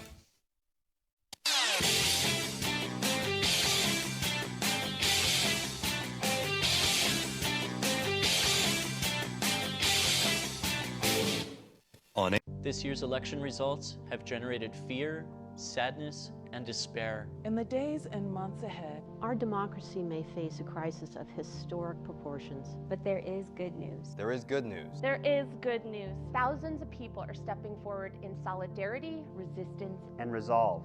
We join them. We join them. We join them. In standing with the most vulnerable communities among us. Those most likely to be targeted by new restrictions and policies. We will tell their stories here. Here on Free Speech TV. We will lift their voices here on Free Speech TV. In the difficult times ahead, know that we will be with you 24 hours a day. Every day. You are not alone. You are not alone. You are not alone. There are millions of us. Raising our voices and hearts together as one. We've got your back. We got your back. Free Speech TV's got your back. The revolution is in progress. Welcome back. Thom Hartmann here with you. And Antoine in Phoenix, Arizona. Am I saying your name right? Yes, that's right, Tom. Hey, thanks for listening to 1480am.com. What's up, Antoine? Well, Tom, I'd just like to say thank you for all that you do. I was listening to the senator speak, and I was kind of disappointed because he said it was a low turnout. And it was a low turnout when our Democratic representatives didn't come out and support the 99 percenters who are out in New York. That was low turnout on their part. Also, I send money to other states, other cities, because of you. If they're fighters, I send money. However, I noticed that the Democratic Party is just not fighters. No one wants to support a losing, weak group. The Republicans, even when they lose, they still come out as winners. The Democrats, when they win, they still come out as losers. And I look at the Democratic Party and I said, you know what? They're just a weak party. I'll give you an example. Howard Dean ran for president, and I was a supporter of Howard Dean. Howard Dean let out a yell, and no Democrat stood behind him and said, "That's our guy." Trump basically said anything he wanted to say, grabbing women's genitals, and he still had support. That's a weak party when you let a guy who just goes out, just makes a yell, and you no longer support him. I would argue, Antoine, that there is, yesterday, for example, there were a couple of press conferences in this town. Every day there are press conferences in this town by Democrats talking about these issues and talking about them forcefully. It's just that the corporate media, which is owned and controlled by billionaires and millionaires and who is staffed, basically anybody you see on television is a millionaire. You can just, it's just a fact of, on commercial television anyway. And there's no interest in the Democratic Party. If Nancy Pelosi holds a press conference yesterday, it doesn't even get mentioned. If John McCain simply walks up to a microphone, boom, he's all over the place. So there is an institutional bias in our corporate media, in my opinion, against the Democratic Party, and it was clearly the media, as we all know, that took down Howard Dean. That mic audio was very specific to that type of microphone, and the media could have pointed that out, but instead they chose to do the, "Oh, look at this, he's crazy," kind of thing. So yeah, it is a badly slanted playing field. Antoine, thanks for the call. Julian in Albuquerque, New Mexico, listening on 1350 AM. Hey, Julian, what's up? I'm going to talk about the Social Security cap, and I believe so that it won't be arbitrary. I think it should be tied to the highest paid elected official. Why have it tied to anything? Why not simply do away with the cap altogether and say no matter how much money you earn, you're going to get a lot of pullback from that. But if they're elected, they're supposed to be representing us, and everybody should be paying Social Security based on their salary. Julian, at $127,000, that would probably be in the neighborhood of the top 5 or 6% of Americans. And so, getting rid of that cap and saying, well, if you make $200,000, you make $500,000. If you make $1 million a year, if you make $5 million a year, doesn't matter. You're still going to pay Social Security tax on every single penny of it. That's going to be, just a couple of percent of Americans who are going to see their taxes increased by that, and it strengthens Social Security. And frankly, a lot of those people are perfectly willing to pay Social Security taxes. And at least the elected people will be paying Social Security like all the rest of us. Yes. All the people who are in Congress, they're not paying their full share of Social Security. You're right, because members of Congress make more than $127,000 a year. Yeah, you're absolutely right. And that certainly makes more sense to me than even if you say, okay, don't put a cap there, you're not going to get that. That's what I believe. I think we can. Bernie Sanders was running on that, and he got widespread support for it. He was actually running on. He suggested, and I think it made its way into the Democratic platform. In fact, I'm sure it did. With the proposal that President Obama put forward, which is you take it up to 118,000, 120,000, whatever. You stop, and then from 118,000 to 250,000, people don't have to pay Social Security taxes. And then over $250,000, they have to start paying again. Now, the logic of that is probably to let members of Congress not pay Social Security taxes, but that was something that they thought they could get through. Julian, thanks for the call, and thanks for listening at 1350 AM. We'll be right back. You're listening to the Thom Hartmann Program. Call 202-808-9925. Back with more of your calls, my thoughts, and more of the news of the day, too, right after this.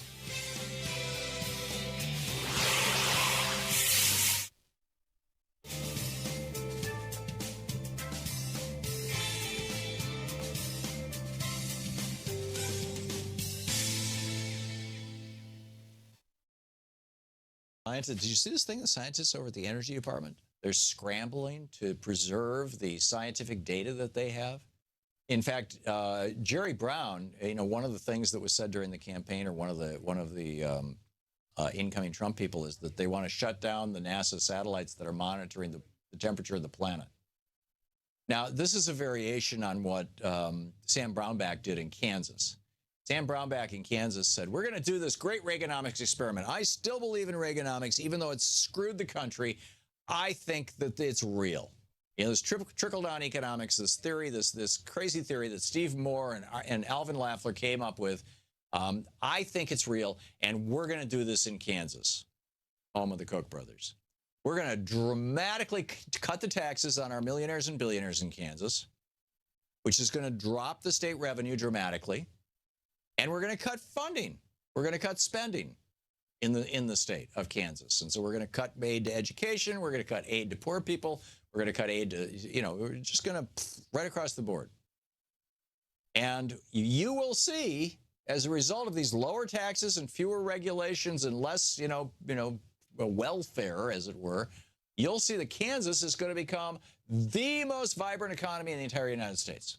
And he even assigned, Sam Brownback even assigned a special office, a special guy in a special office to simply day-to-day keep track of the economic statistics, proving that his experiment was working. Well, that was 2 or 3 years ago. The experiment's been a disaster. Kansas, and Bobby Jindal was doing the same thing in Louisiana for a different reason. Brownback was doing it because he's an ideologue. Bobby Jindal was doing it because he wants to become president. And so he figured if he, and Reagan is the great god of the Republicans. So if he did Reaganomics in Louisiana, in a big way, that, Louisiana, at least he'd be able to campaign for president that he had done this thing. And he created such a disaster in Kansas that this incredibly red state elected a Democratic governor to replace him. I mean, they were so sick of it. But what Sam Brownback did in Kansas is when the news started coming down that the state was sinking and sinking and sinking, mortality rate was going up, deaths were going up, childhood diseases were going up, educational outcomes were going down, suicide was going up, homicide was going up, drug addiction was going up. You pick the measure of quality of life. They were all collapsing and are to this day in Kansas. And so what did Sam Brownback do? Did he say, gee, I guess this experiment isn't working. We should go back to the FDR stuff that actually has been proven to work? No. He fired the guy and closed the office who was keeping track of the statistics, and he took them off the state website. So now you've got climate change deniers coming into the Trump administration, and they're saying, they're trying to say, there's no such thing as climate change, and if there is, it's got nothing to do with people, and blah-de-blah-de-blah. And how do we know about climate change? Well, one of the principal ways we know about it is NASA satellites that are measuring it, and ocean measuring stations all around the world. And so the guys coming into the Trump administration are saying, let's cut the funding for these programs. We don't need no stinking satellites. We don't need no stinking weather measurements. We know this stuff is just a lie. It's a hoax made up in China, to hurt American competitiveness. That's what Trump tweeted a couple of years back. And so, we'll just stop the satellites. So this is astonishing. Jerry Brown, the governor of California, he says, you guys do that? We'll launch our own satellites. Because climate change is affecting California in a big way, from wildfires to drought to, you name it, to loss of snowpack in the, what's that mountain range that runs through Southern California that is the main water source? In any case, there's a mountain range that runs there, and they have glaciers. And those glaciers, they build up in the winter and they melt down in the summer. They don't melt down to nothing, but you get snow melt in the summer. And, up near Truckee and all that part of California. And they've had so little snowfall that the glaciers are starting to vanish, and they're melting too. And when they finish melting, there will be no more water in the rivers, at least part of the year. And that's going to be a screaming disaster. And so Jerry Brown is like, if you guys aren't going to keep track of this, if you're not going to monitor what's going on, if you're not going to keep us safe, if you're not going to at least give us information to keep us safe, we will do it ourselves. But meanwhile, over at the Department of Energy, first of all, the Trump administration asked for a hit list of everybody at the Department of Energy. Rick Perry's going to run it now. Everybody at the Department of Energy who has anything to do with global warming at all, right? Have they been to a conference? Did they write a paper? Are they doing research? We want their names. And the DOE is saying, no, we're not going to give them to you. Now, after January 21st, they won't be able to say no anymore. But so far, they're saying no. And in the meantime, what they're doing is they're taking all that government data, and I'm not even sure this is legal. They're taking all this government data and they're stashing it on thumb drives and hard drives and whatnot to get it out of the building so that when the Trump administration comes in, we'll still have the data. It's amazing. You're listening to the Thom Hartmann Program. Call 202-808-9925. It's like, this is like the Catholic Church in Galileo. You know, it's like the earth is flat, the earth is the center of the universe. These are the people who've taken over the executive branch of government. Hey, want to hear that clip again? Subscribe to the Thom Hartmann Program on YouTube to see all your favorite show highlights. Welcome back. Thom Hartmann here with you. Oh, this is fascinating. There is a criminal complaint against Governor Chris Christie over Bridgegate. You'll recall at least one woman died. Now, she might have died anyway, but, you know, trying to get to the hospital during Bridgegate when the traffic was all snarled up. And all of this was because the mayor of this town in New Jersey, who was a Democrat, refused to endorse Chris Christie for re-election. And so they shut down the traffic to his town, right? And this is pretty much not in dispute any longer. And so there's a criminal complaint. This as in criminal, as in Chris Christie could go to jail. And he was fighting that, saying, no, you can't do that. And this from CBS News, applause erupted in the courtroom when Municipal Court Judge Roy McGeady announced his ruling Thursday. Christie spokesman Brian Murray said McGeady violated the governor's constitutional rights.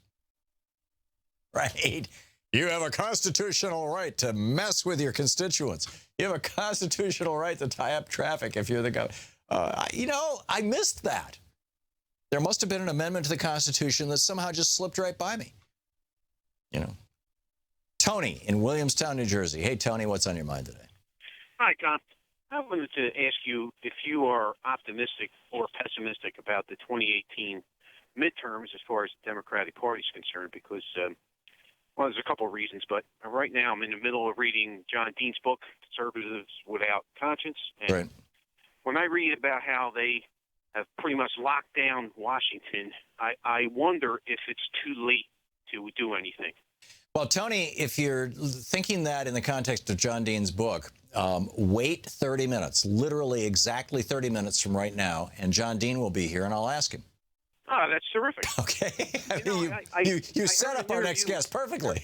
I had no idea. I heard an interview with the mayor of South Bend, Indiana, and he kept getting asked, you would have to admit that the 2018 election is going to be very problematic for the Democrats. And I don't think so. I think it's going to be huge, and it's going to be very problematic for Republicans. I should hope so. I mean, I see thousands of people literally daily protesting this administration and the way it's taking us, and I sure hope that everybody doesn't forget. It's like 20 months from now, and I sure hope people get out there. This is why people need to, you know, really, really, really take to heart and keep in mind, you know, Joe Madison's, comment, and I'm not sure if he was quoting somebody else. I think he might have been, but I like to quote him saying it, which is, turn the moment. I'm paraphrasing badly now, I'm sure, but turn the moment into a movement. Don't let it just be a moment. And part of that movement is making sure that you're registered to vote, making sure you know where to vote, making sure you know what kind of restrictions the Republicans have put, what kind of obstacles they have put in your way, and clear those out of the way. Get the proper ID if that's what's necessary in your state. You know, it's and all those things, and plan right now that in the first Tuesday in November in 2018. Whatever's going on, you're taking the day off from work to go vote. I mean, it's just, get ready, because this is going to be a huge election. It's going to be a big deal. And as Congressman Pocan pointed out, a lot of people think that it's the 2020 election that's going to determine who decides the redistricting. And he was like, no, it's going to be the 2018 election, because in a lot of states, the elected officials, because the states do the redistricting, and in a lot of states, they don't have elections every 2 years. In a lot of states, they're 4-year terms. And so it's, this is really, really important. The 2018 elections are huge. Tony, thanks for the call. In Vineland, New Jersey, is it Lene? Hi, yes. Hi, Lene. So Tom, I have a couple of questions for you. First of all, what are we going to do with the DNC? I mean, they are tone deaf. I mean, I wrote them a long letter. Took me about an hour. I haven't gotten a response. I just did it, to be fair, about a week ago. But just outlining some of my concerns with them. First of all, they need a full-time, competent director like, Howard Dean was. I heard you mention Howard Dean. They haven't had that in a long, long time. Right, and Keith Ellison has said that if he's elected to that job, he's actually going to step down from Congress. I'm sorry? I said Keith Ellison has said that if he is elected to that job, he's going to step down from Congress. And Tom Perez is out of a job right now, so he's available full-time. My preference is Keith Ellison, but I think that they're both good people. But right now, the DNC does not have any leadership. So what you're seeing, Lene, is the echo of Debbie Wasserman Schultz. And Debbie Wasserman Schultz was a disaster for the DNC. She was a disaster for the Clinton campaign. She was a disaster she was just a disaster. I don't know how to say it beyond that. You had basically a corrupt congressperson running the DNC. And with a few other corrupt cronies at her side, including Donna Brazile. And now we have an opportunity to do a clean sweep and to change that. And it's not enough to just complain or even write letters to them. We have to get inside the DNC. Show up at your local Democratic Party and say, I want to be a piece of this. I want to be a part of it. I want my voice to be heard. Lene, thank you for the call. Mark in Albuquerque, listening on KABQ. Hey, Mark, what's up? Hi, Tom. We love your show here. Thank you. A couple of things. First, happy Immigrant Strike Day. I wish it was larger. I wish it was. I got to tell you, week long. I got to tell you a story, Mark. This morning, I retweeted Jose Andres. He runs some real nice high-end restaurants here in town. Last Saturday, because my work day runs from roughly 8 in the morning till 8 at night. Louise and I decided that we would do Valentine's Day on Saturday. And so Saturday we went to Zatinia, which is one of the best Greek restaurants in the world. And I've been to Greece. And it's one of the Jose Andres restaurants. Jose himself is an immigrant. And Jaleo is another one. It's a Spanish tapas restaurant down the street from there. They're both closed all day. And Jose Andres tweeted out that he's closing his restaurants in solidarity with immigrants, that he himself is an immigrant. I retweeted that. And right near our radio studio, there's a little Ethiopian kind of cafe, but they serve, full Ethiopian food. In fact, I have every morning for breakfast, I have ful, F-U-L. It's an Ethiopian kind of a fava bean thing. It's beans with, onions and jalapeno and tomatoes and stuff in it, and it's really good. And I stopped in there this morning, and the woman was telling me that she had to prop the door open to let people know that they are open, because everybody in the neighborhood knows that the restaurant is owned and run by Ethiopian immigrants, and all with accents and things. And she said, we just couldn't afford to take the day off, but we're supportive of the strike. But we're just even one day would really hurt us. And I said, I completely agree. And so anyhow, but that's happening all across the country. It's such a cool thing. So back to you, Mark. Pardon my interruption. No, it's great, and I love seeing it. I wish they would take a week off and show how much hurt this is going to take. Yeah. Secondly, there are two things that I'd really like to one, in fact, I'll state both of them, and then I'll let you answer, and I'll just get off the air. Number one is why? The only reason immigrants come here are for jobs, mostly, okay? Right. And most of them are wonderful workers. They oftentimes outwork Americans.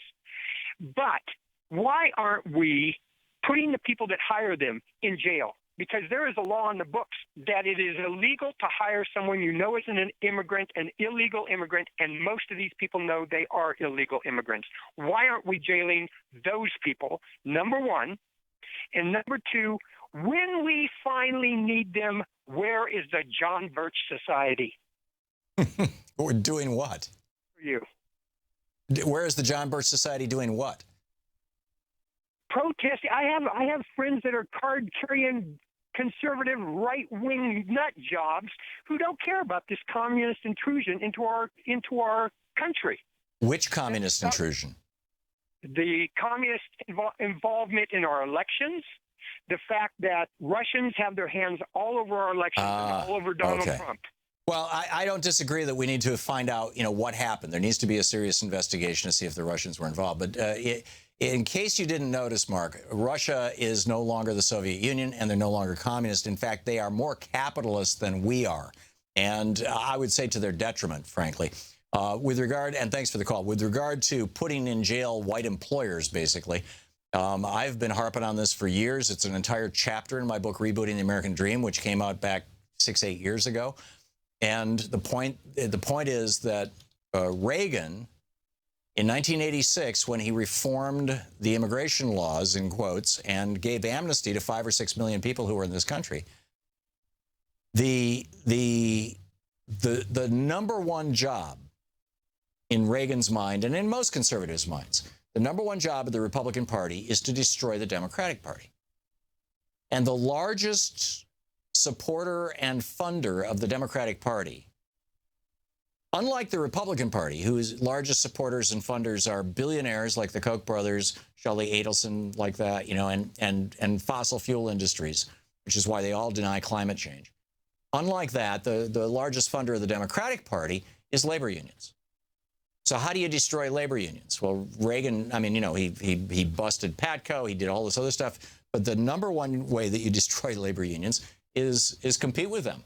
And so we had industries like construction, like meat packing, where the entire industries were unionized. They were great jobs. I have a brother who worked in the construction industries for decades. Great job, great pay. If you're a union laborer, if you're a union electrician, a union roofer, whatever it may be. And Reagan basically said, we need to destroy these unions. So I'm not going to enforce the laws against hiring people who are not here legally. I'm not going to do it anymore. We're just going to stop enforcing those laws. And no president since Reagan has started enforcing those laws. Apparently no president, Democrats or Republicans, wants to put wealthy white employers in prison.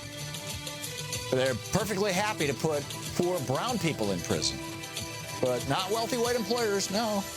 And you're singing my song. I've been saying for a long, long time, we don't have an illegal immigrant problem. We have an illegal employer problem. You're listening to Thom Hartmann. Visit thomhartmann.com for audio and video archives. We'll be back with more of your calls. And Bob Ney is going to drop by and share the news of the day with us from Talk Media News. Stick around.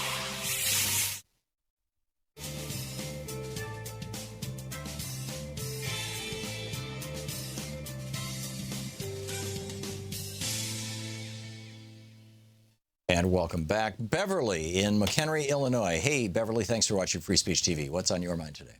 Oh, thank you, Tom. I'm glad to hear that Howard Dean is going to be on. He's part of this. No, it's John Dean is going to be on.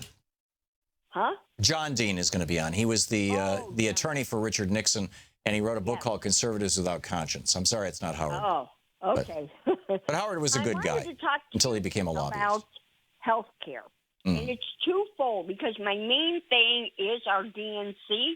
I think the number one thing we need to do, maybe you could tell me, is where are our spokespeople? We don't have the people on TV like the Kellyanne Conways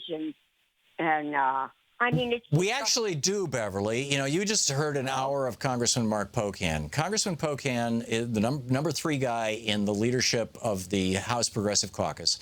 He is available to the media anytime they want him. He reaches out to them regularly. They just don't want to put him on. Because why? Because he's a progressive. They are happy to put on conservatives, pro-corporate conservatives, because these are giant corporations. Viacom, Time Warner, Comcast, these are multi-billion-dollar corporations that, owned and run by billionaires and multimillionaires and staffed by millionaires, at least on the air. And they just have no interest whatsoever in a progressive message because it's, quote, corporate unfriendly. And therefore, they'll put on people, they'll put on corporate Dems. Joe Lieberman has a free pass anytime he wants. But, it's a whole hell of a lot harder until they figured out that Bernie Sanders actually got them ratings. And they decided, gee, getting ratings is more important than even our values because they're basically valueless. But that's what's going on, Beverly. There's no shortage of good Democrats and good progressives who can really give a hell of a speech. Jan Schakowsky is amazing. Mark Pocan is great. Raul Grijalva. Keith Ellison is one of the most eloquent speakers in America, and they won't put him on the air.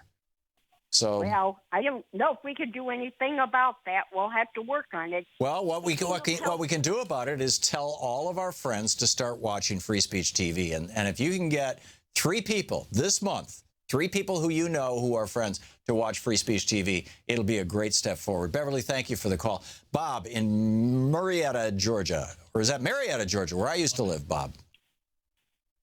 Hello? Bob, Marietta, California. Oh, it's in Marietta, California. I'm sorry. I saw the C. I thought it was a G. Bob, we only have a minute to the break. A quick one?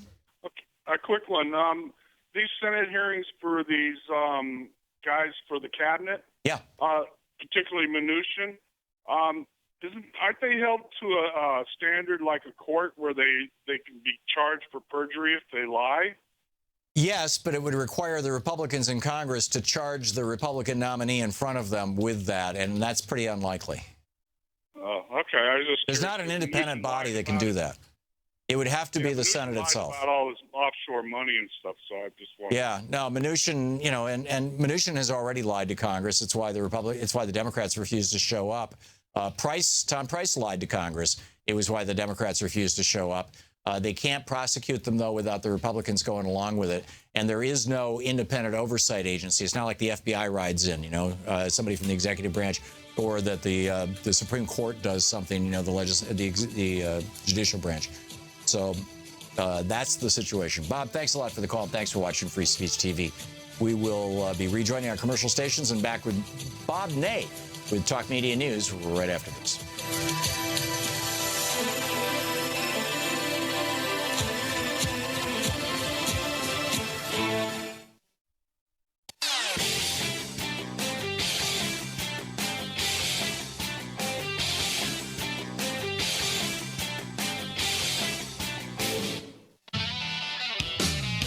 Welcome back. Thom Hartmann here with you. Let's check in with Talk Media News and find out what's going on in the world today. This report brought to you by goatsfortheoldgoat.com. On the line with us, the author of Sideswiped, an absolutely brilliant book about how Washington, D.C. really works. Bob Ney. Congressman, welcome back. Thank you, Tom. How are you? I am fine, and it's always such a pleasure to see your smiling face here. So what's going on in the world? Well, speaking of Sideswipe, by the way, I saw the name Alexander Acosta. We all know by now he was, made the nominee to be the Trump's nominee for labor, right? Mm-hmm. And I saw a picture, and I looked, and there was Alberto Gonzalez and Alice Fisher. I called her Pretty Alice in my book. She was the one that pulled the trigger on me. And it ends up, I see Acosta standing next to her. So, whoa, that's got to trigger some PTSD. That's some wonderful memories of Pretty Alice in her dress, her dolled up dress when she announced going after me. But the significance of it, it's interesting. He investigated the Abramoff case. And of course, Alice Fisher, I wrote about extensively in my book, was being criticized heavily because she did nothing, because she was arm in arm with Tom DeLay's defense team. Oh, my. Originally, they were after DeLay. So the end result is that Alice Fisher needed to do something. So Acosta was one of the main guys. So I didn't realize that link with him. But anyway. That's incredible. So do you think that, he was a federal prosecutor, and now they want to make him Secretary of Labor. What? I don't get the connection. Well, it gets better. It's a very interesting history. That's why I brought in about he and Abramoff. Yes, that was his job, but it was very interesting because he helped Alice Fisher quite a lot, who was in trouble. She covered up the torture. Okay, she withheld evidence from the FBI about torture. She was out during the Bush administration. Yes, during the Bush administration. So he came from there. So he's got that history with the Bush administration, but he was also on the National Labor Relations Board briefly. So he's going to have some kind of track record here. But here's the interesting one for me, Tom. You are, of course, familiar with the 2004 Ohio case and Ken Blackwell and all the voting, right? Maybe I'm not. Okay, it's called caging. In 2004, there was a huge controversy in the state of Ohio. And again, it's called caging, where the Ohio Republican Party targeted specifically a certain amount of African-American voters, about 24,000 to be particular. Oh, and they mail out a card, and if the card bounces back, then they take their names off the voting rolls. And the majority of the cards were undeliverable. So automatically those 24,000 people that were targeted were put into, quote, a cage. That's where they got the word caging. So it's a very convenient way. Right. Well, there were lawsuits that were filed. The end result is that the person who wrote the most unusual letter on this, even recognized internally and publicly by the Justice Department as highly unusual, and the letter was written 4 days before the 2004 election, and it was written by the department's civil rights chief, and he sent this letter to the federal judge, and I'm reading here, in Ohio, who was weighing whether to let the Republicans challenge these 23,000 mostly African-American voters. And who was that? Alexander Costa. Who is the guy who's going to be the labor secretary? Who's going to be the labor secretary. So he wrote this unusual letter. And again, even he allowed the 20 some odd thousand African Americans who the Republicans had caged to be thrown off the voting rolls? Well, he tried. So and he was in justice at the time. So what the former Justice Department civil rights officials and election watchdog groups charged, they charged this publicly. Former officials, again, and civil rights groups charged that his letter sided with the Republicans who engaged in illegal, racially motivated tactic known as, again, vote caging in a state that would be obviously pivotal in delivering George Bush his second term in the White House. So this was a huge deal here. It was combat in Ohio, and in a very unusual step, Costa waded into this. Now, why I raise that is because what you're going to hear is that Costa defended Muslim rights. He defended a girl that had a hijab on. You know, she had a headscarf on, and he defended her. So that's going to be part of the mantra that, you know, so therefore he must be a wonderful man. Right. And he may have defended that case at particular, but what he did do, again, was took an unusual step, highly unusual. And I remember the 2004, because we had a hearing where we forced the late Stephanie Tubbs Jones, the congresswoman from Cleveland, and the late Congresswoman Kilpatrick, we had a hearing in Ohio and forced Ken Blackwell to come to our hearing because he would not come to D.C. when we were looking at how Ohio was carrying out, you know, the election process. Right. So Costa, again, in 2004, intervened in a highly sensitive case and was even criticized internally. So I just want to mention it'll be raised because people looking at civil rights, how will it apply? Of course, what will he feel about labor rights? So it's going to be a fascinating scenario to watch. I'm not sure that will be enough to, you know, take him out. But obviously, Trump does not want two losses on labor secretaries. Yeah, absolutely. Right. And then the other thing that is just, I don't know which direction it's going to go. I'm watching the Republicans sort of triangulate. We spoke a little bit about this yesterday, but it's a little bit more intense today after the Netanyahu, press questions, and then the way Trump answered his one question and delved into Flynn, going from firing Flynn to the fact that the intelligence agencies, of course, brought down a good man in collusion with some of the media, you know, to take Flynn out, and all these leaks. Now, the Republicans did jump two different directions. One, in the sense they admit they will take a look at Flynn through Roy Blunt from Missouri on the Senate Intelligence Committee, which may or may not lead to more hearings. I don't think it'll lead to a Benghazi-style eight or nine hearings, but I think that they will have to take a look at things with Flynn. But it also went to where one of the members of Congress, or two of them, have said, okay, we want to have the Inspector General and the intelligence agency look at leaks. Now, again, there have been leaks by intelligence community over the course of many presidents, Tom, and I never thought they were good. Also, I never thought it was fair that leaks came out of the Justice Department during the whole look at Hillary Clinton. That was uncalled for. But the question is, how are they going to get down to the bottom of who leaked what? And this is kind of a smokescreen for Flynn. Yeah, we live in interesting times, Bob. Thanks for pointing it all out. Bob Ney, with Talk Media News. Thank you, Bob. We'll be back. John Dean is going to be with us. Stick around.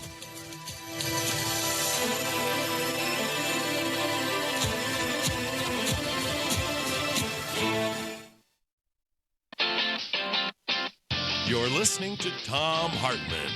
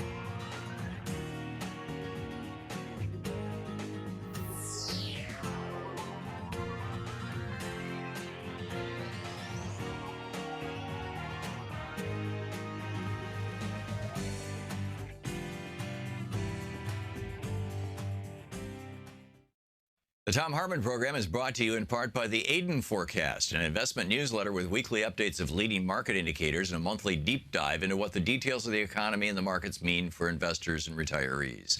On the web at aidenmarkets.com. Wines have some of the highest pesticide levels in our food chain. This hour brought to you by ecowine.com. Pesticide-free wines, organic wines, imported from France by the organic wine company, ecowine.com. The Thom Hartmann Program is brought to you in part by Super Beets. Super Beets are sourced from non-GMO beets, and they're packed with dietary nitrates, helping to produce nitric oxide for more energy, stamina, and support for healthy blood pressure levels naturally. For more information, call 800-223-8242 or visit freespeechbeets.com.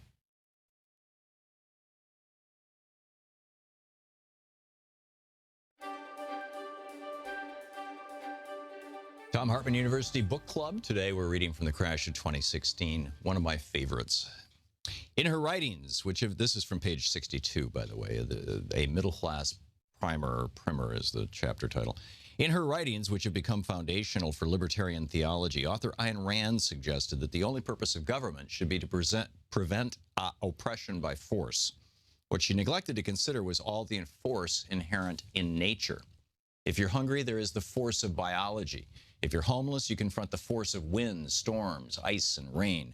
If you're sick, you confront the ravages and force of disease.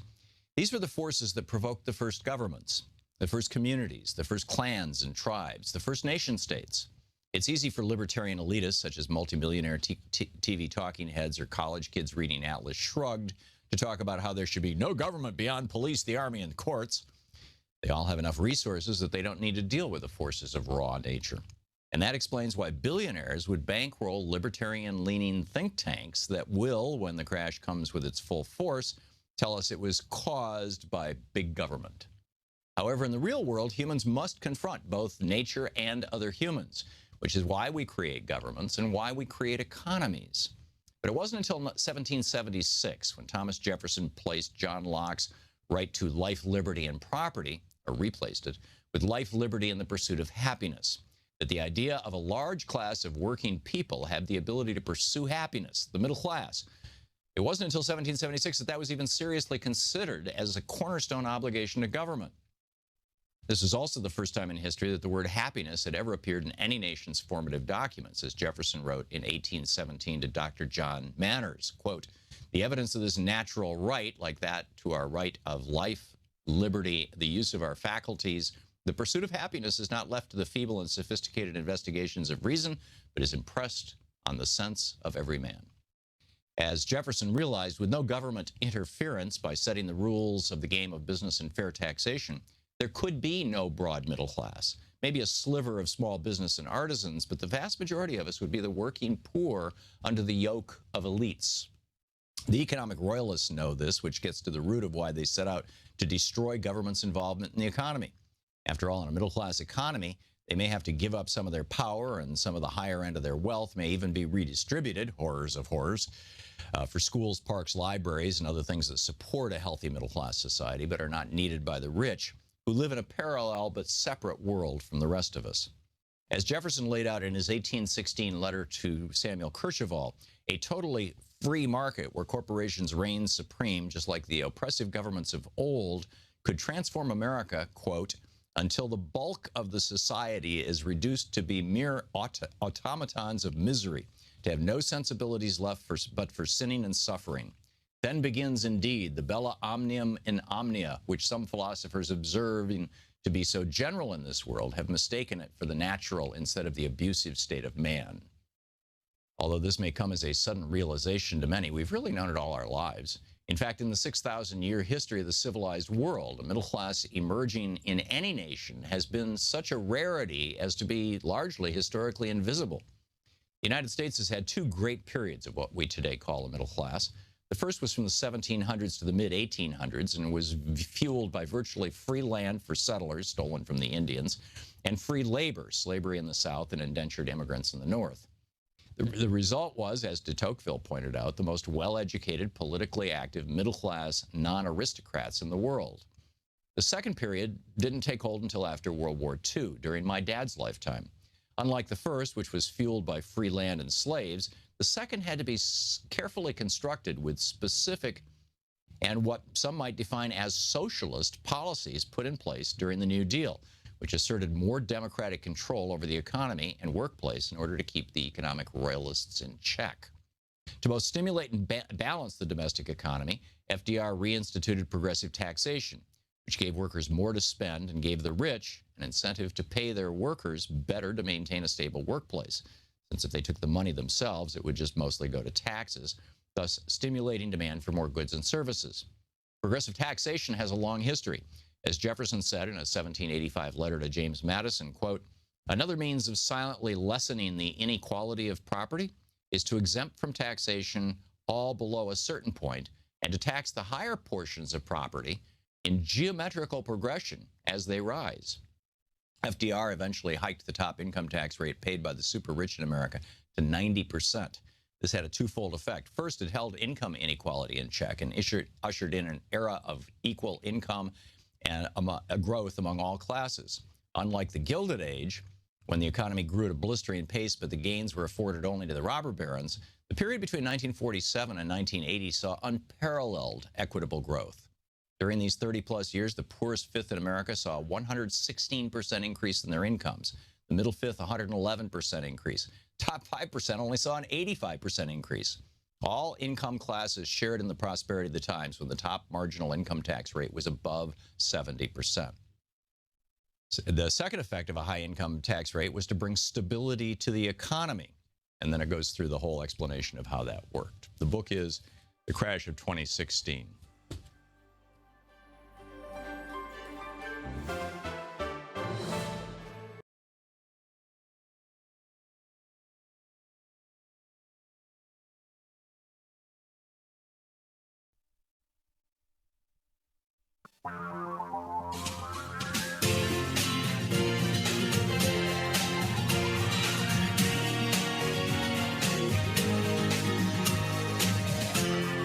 This is the Thom Hartmann Program. Welcome back. Thom Hartmann here with you. I teased John Dean at the bottom of the hour. He's tied up right now. He probably will be calling in sometime this hour. And if and when he does, we will toss him on the air. But right now, you're stuck with me, which I hope isn't such a bad thing. I got a few things I want to share with you. I got this news from Congress yesterday, actually. This came in. It was about Senators Stabenow, McCaskill, Donnelly, and Peters. And it's great to see Senator Peters on this list, too. You know, he ran in Michigan as just as a clear progressive and won easily. Whoa, there's some kind of a march going down the street here. Must be down K Street. I can hear it all the way up in the studio. It's coming down 14th Street? Amazing. Oh, I'll bet it's tied into the. Say what that? Yeah, no ice in D.C. They're carrying signs. It's an immigration march. That's great. That is great. So if you hear, I doubt you can hear it because our studio is pretty soundproofed. But if I don't know, can you pot up this mic here, Shane? Does that pick up the sound? Nah, it doesn't pick it up. Okay. Anyhow, stuff is happening. People are upset, and instead we've got Hugo Chavez on the TV here, just going on and on and on and on and on. Donald Trump on the TV, going on and on. Robert Reich, by the way, the former Secretary of Labor for the Clinton administration, a guy who knows how a White House works. I mean, he was, cabinet secretary, right? He's writing this. This is absolutely fascinating. This is in Newsweek, of all places. Chief of Staff Reince Priebus seems to have no idea what's going on. Trump's buddy Chris Ruddy described Priebus as being in way over his head. Infighting is wild. Rumors are swirling that Kellyanne Conway wants Priebus's job. Stephen Miller is eyeing Spicer's job. No one trusts anyone. New York Times reports chaotic and anxious days inside the White House's National Security Council. Trump himself is remarkably sloppy with sensitive national security information. The whole thing at Mar-a-Lago. I mean, that was... if you're hysterical because Hillary Clinton had her own private server, this is a much bigger deal, frankly. Will Darrell Issa investigate it? Will Jason Chaffetz investigate it? No, not a chance. They're Republicans. They don't care about corruption. They don't care about national security. They care about power. Money and power. That's it. So, but anyhow, back to what I was saying about Senators Stabenow, McCaskill, Donnelly, and Peters. This is actual legislation, actually introduced into the United States Senate that Mitch McTurtle will do absolutely nothing about. And tragically, because this is the stuff, you know, the people who voted for Donald Trump, who were like, yes, bring my jobs back home. This is what we want. And you know, we need to have our economy back. And Trump made all these grand promises, right? And now he's going to bring our jobs back by cutting corporate taxes. That's going to help a lot. I mean, you got these corporations. They're more profitable than they've ever been in the history of the United States. Right now. Right now. Higher corporate profits than any point in history. And he wants to jack the profits up even more. It's not going to cause them to hire people or buy buy more stuff or build factories or anything. It's going to cause them to distribute more money to their stockholders and their CEOs. You're going to see millionaires and billionaires become multi-billionaires and multi-billionaires. But here's the legislation that Democrats are actually proposing. Senator Stabenow's Bring Jobs Home Act closes a tax loophole that rewards companies for sending jobs overseas and cuts taxes for companies that want to bring jobs home. Now, you will recall in 2009, Nancy Pelosi got a very similar piece of legislation out of the House of Representatives, and it was filibustered by Republicans in the Senate. What are they going to do with Senator Stabenow's legislation? We'll see. Senator Donnelly's End Outsourcing Act would ensure that federal contracting policy takes into consideration whether companies have outsourced American jobs and claws back incentives and tax breaks for companies that have shipped American jobs overseas. Senator Peters' Outsourcing Accountability Act would require transparency from companies outsourcing jobs by requiring them to report it with their SEC filings. SEC is the Securities and Exchange Commission. It oversees all publicly traded companies. Publicly traded companies are required to make filings to disclose what they're doing. It's part of the the benefit of going public is all the stockholders can get rich. The responsibility that is associated with that, though, is that you have to have a certain level of transparency. And here Senator Peters is saying, you know, extend that transparency to the extent to which you are outsourcing jobs. We'd like to know. We have the right to know. And finally, Senator Claire McCaskill's Offshoring Notification Act would require companies to notify workers and communities if they're closing plants or laying off U.S. workers. You think any of these pieces of legislation are going to get picked up? Nah. Now, on the other hand, here's one. This was filed in the House of Representatives with the House Energy and Commerce Committee, with the Agriculture Committee. Oh, I'm sorry. This was filed by Matt Gaetz, the Republican from Florida, and he is a member of the Energy and Commerce, Agriculture, Transportation, Infrastructure, and Science, Space, and Technology Committees. This was only referred to the House Science, Space, and Technology Committee. So this is going to House Science from Congressman Mark Gaetz, Gaetz, if you want to look it up. Represents Florida's 1st District. It is called House Resolution 861, H.R. 161, and it is a bill that has one sentence. One sentence. Talk about nice, tight legislation, right? The Environmental Protection Agency shall terminate on December 31st, 2018. That's the sentence. So how many Republicans are behind H.R. 861? Amazing. And and one other thing, I just kind of a shout out. I'm not always the biggest fan of giant corporations, particularly when they're monopolistic in much of their behavior. Although, it's it's legal, right? I mean, Reagan set the stage for this, and companies have simply stepped in. And in the airline industry, we have, one of the biggest concentrations of power and control in 5, 6 airlines, really 4 big ones, and one of them is United. And Louise and I are going to take a weekend and go to Portland to visit our kids. It's for Louise's birthday, and a 3-day weekend.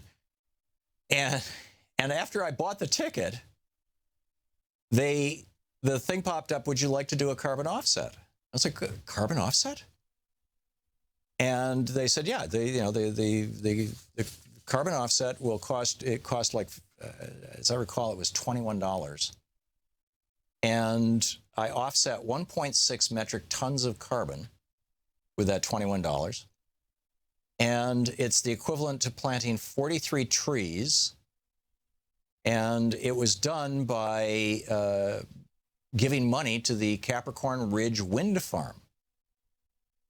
This project produces enough wind-based electricity to power approximately 220,000 homes annually and is independently verified carbon offset program project registered by the Voluntary Carbon Standard. And you get this cool little carbon offset certificate when you do that. So I just wanted to give a shout out to United. I'd like to, I'm guessing probably all the airlines will start doing this now, but I thought it was kind of cool. So anyhow, there you go. We'll be back with your calls and more of the news of the day as we continue right after this. Stick around. It's the Thom Hartmann.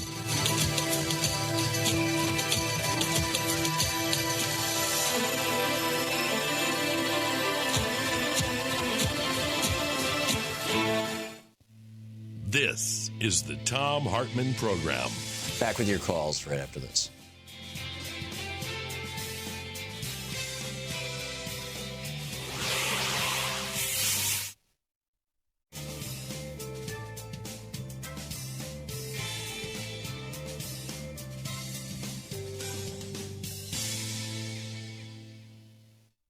And welcome back. Thom Hartmann here with you.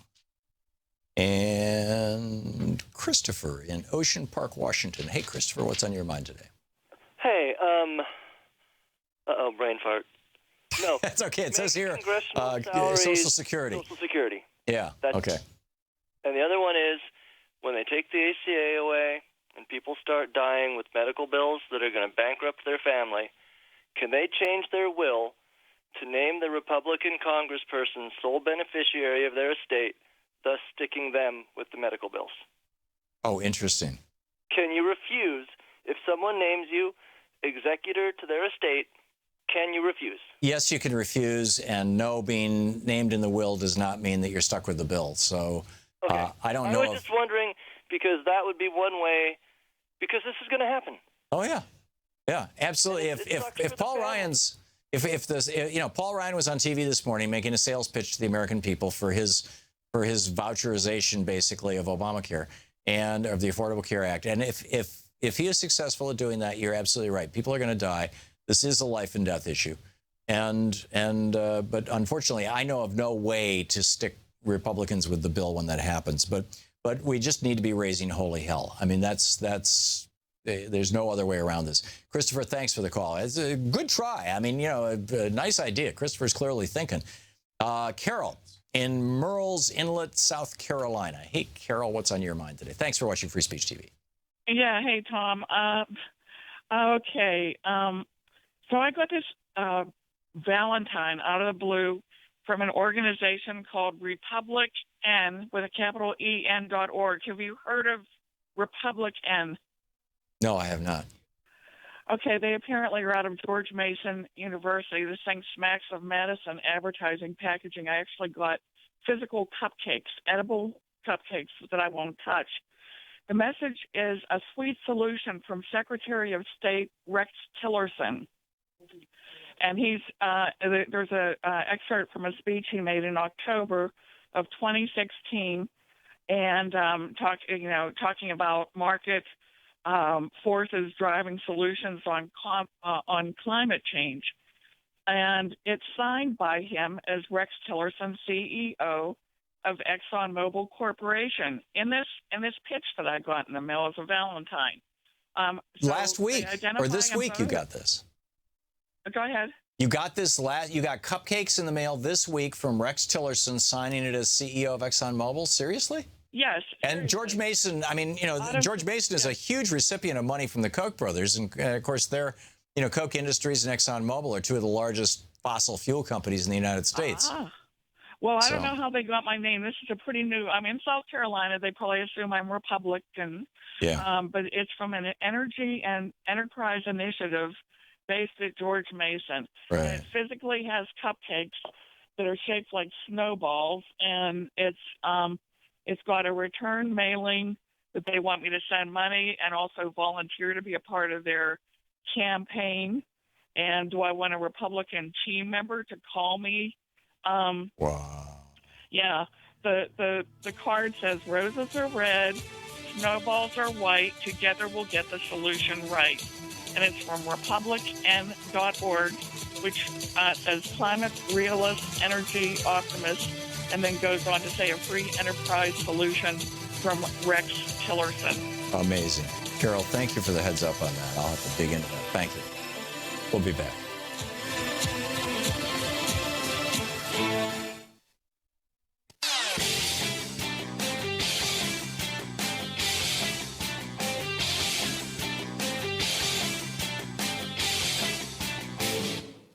This year's election results have generated fear, sadness, and despair. In the days and months ahead, our democracy may face a crisis of historic proportions. But there is good news. There is good news. There is good news. Thousands of people are stepping forward in solidarity, resistance, and resolve.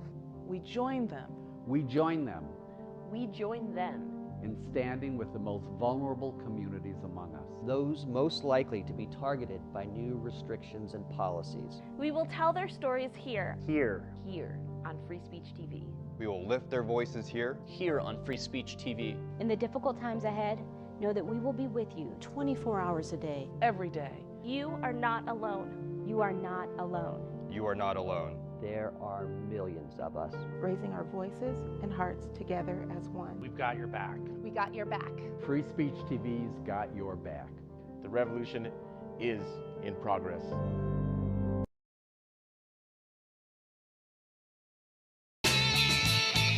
Welcome back. Thom Hartmann here with you.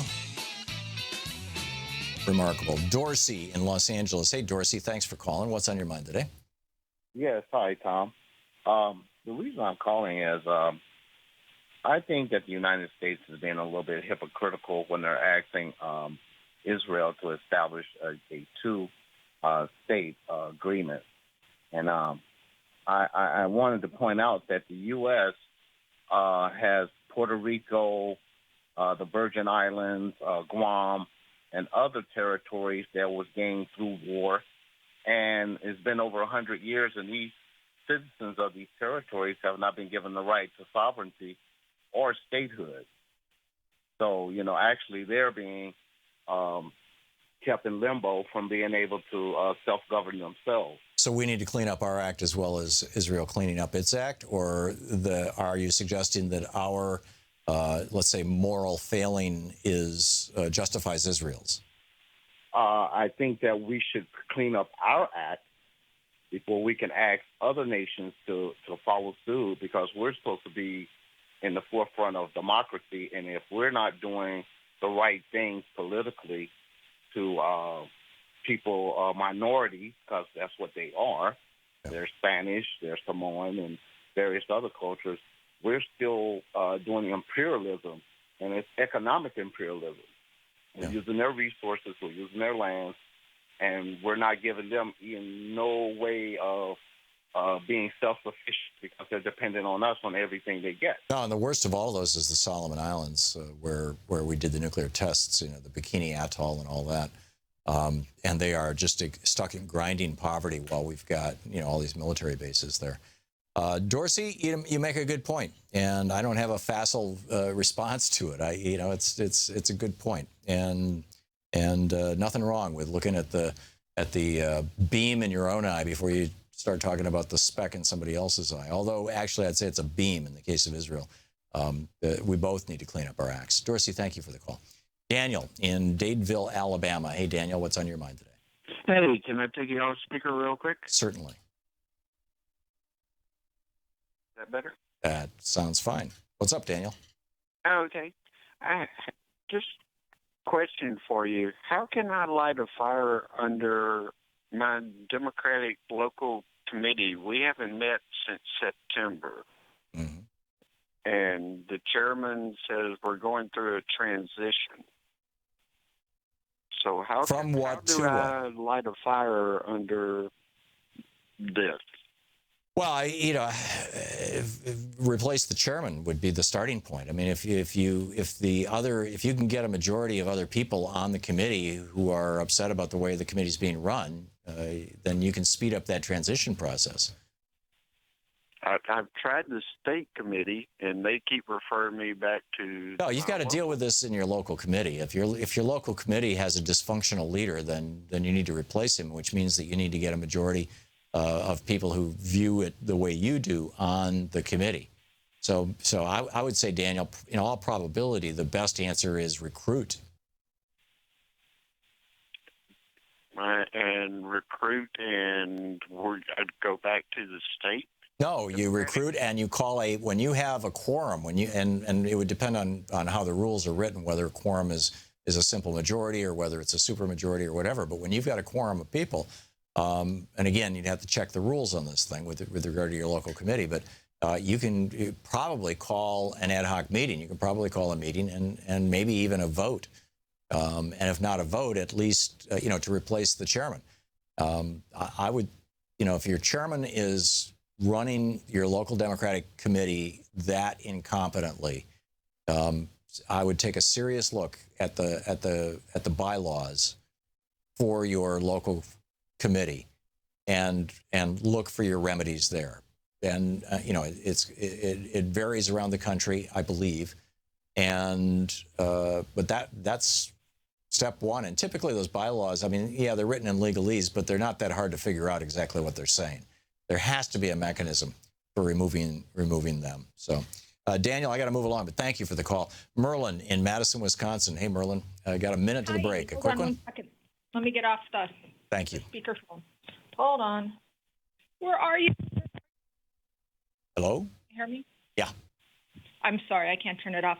I'm calling to say that 2018 is the new 2020, and we all have a personal responsibility to get everybody registered. It is not that hard to become a person to register. Every city has a different name for it, but you can be educated and take a test and be able to register people. Call or go online to the League of Women Voters. They will give you links to your city clerk.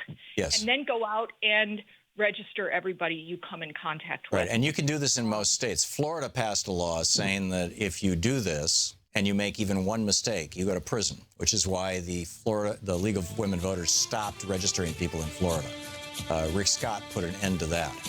But to the best of my knowledge, Florida is the only state that has gone that far so far, and your advice is really, really wise, Merlin. Thank you very much.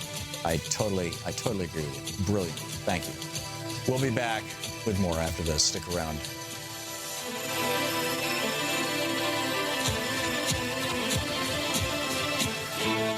You're listening to the Thom Hartmann Program. Call 202-808-9925. We'll be back with more of your calls, my thoughts, the news of the day, and possibly John Dean after this.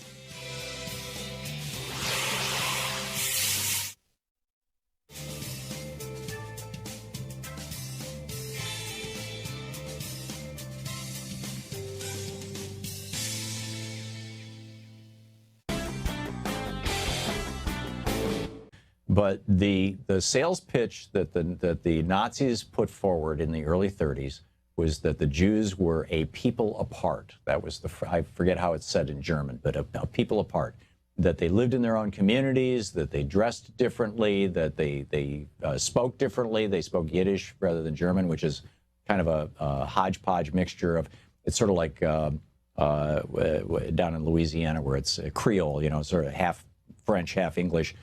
Yiddish is half Hebrew, half German, or not half and half. It's actually more German, but And that was his sales pitch. These people aren't actually Germans. And so, therefore we should get rid of them. And Donald Trump, even when, yes, he talks about, quote, illegal immigrants, but he has also on a number of occasions, and certainly his surrogates and his buddies talk about things like we're losing our cultural identity, and why are we having Cinco de Mayo celebrations, and why are people flying the Mexican flag on May 5th, and this kind of stuff. And it's that people apart pitch. And if those people are visibly different from the white European norm, and Hispanics are in this country, as many Jews were in Europe, then this A goes to B, B goes to C, C goes to D, and it's like from Milton Mayer's book. He pointed out, if you knew that when you got to D, when A went to B, if you knew that B was going to lead to D, then you would have stopped it. But you didn't know. So you get these incremental steps, step by step, until pretty soon it's like everything has changed around you. I wish I had a printout of Milton Mayer's book. I've done it many times on this show, where he went back and he talked to these Nazis, or people who had lived through Hitler's Germany and just didn't do anything. They just, normal people who held jobs all through the whole thing, through the war and everything. And this one guy said, please believe me, it happened incrementally, gradually, and everything, all these emergency measures were said to be for reasonable purposes. And he said, one day it's like the corn growing. One day it's over your head and you don't realize it. And that's what I see happening. Max, this is, thank you, Shano, for printing this out. Shane grabbed They Thought They Were Free, is the book by Milton Mayer. The subtitle is The Germans, 1933 to 1945. Milton Mayer was a reporter for the Chicago Sun, as I recall, and he went over to Germany and spent a fair amount of time there talking to these various people. And one of them, this fellow was a member of the, he was a professor, a college professor, and he just taught college all through the war, right? And not politics or anything like that. He says, to live in this process is absolutely not to be able to notice it. Please try to believe me. Unless one has a much greater degree of political awareness, acuity, than most of us ever had the occasion to develop. Each step was so small, so inconsequential, so well explained for, or on occasion regretted, that unless one were detached from the whole process from the beginning, unless one understood what the whole thing was in principle, but all these little measures that no patriotic German could resent must someday lead to, one no more saw it developing from day to day than a farmer in his field sees the corn growing, and one day it is over his head. How is this to be avoided among ordinary men, even highly educated ordinary men? Frankly, I do not know. I do not see, even now, many times since it happened, I have pondered that pair of great maxims, principis obsta and finem respis, resist the beginnings and consider the end. But one must foresee the end in order to resist or even see the beginnings. One must foresee the end clearly and certainly. And how is this to be done by ordinary men or even extraordinary men? Things might have, and everyone counts on that might. Your little men, your Nazi friends, we're not against national socialism in principle.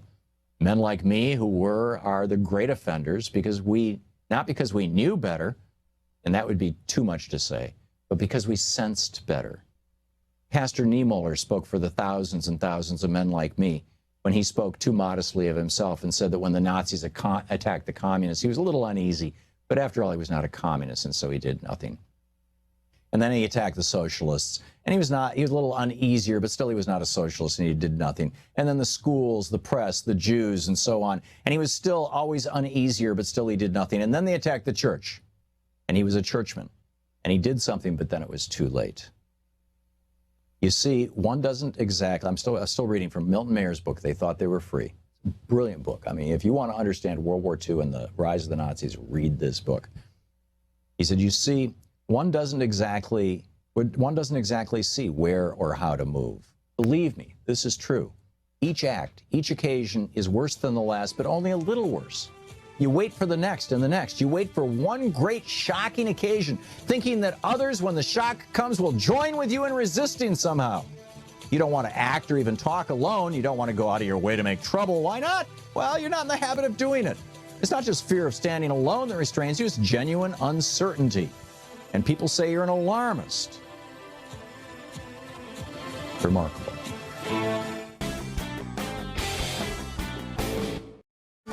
Want to connect with the show online? You can find the Thom Hartmann Program on Facebook, Twitter, and Instagram.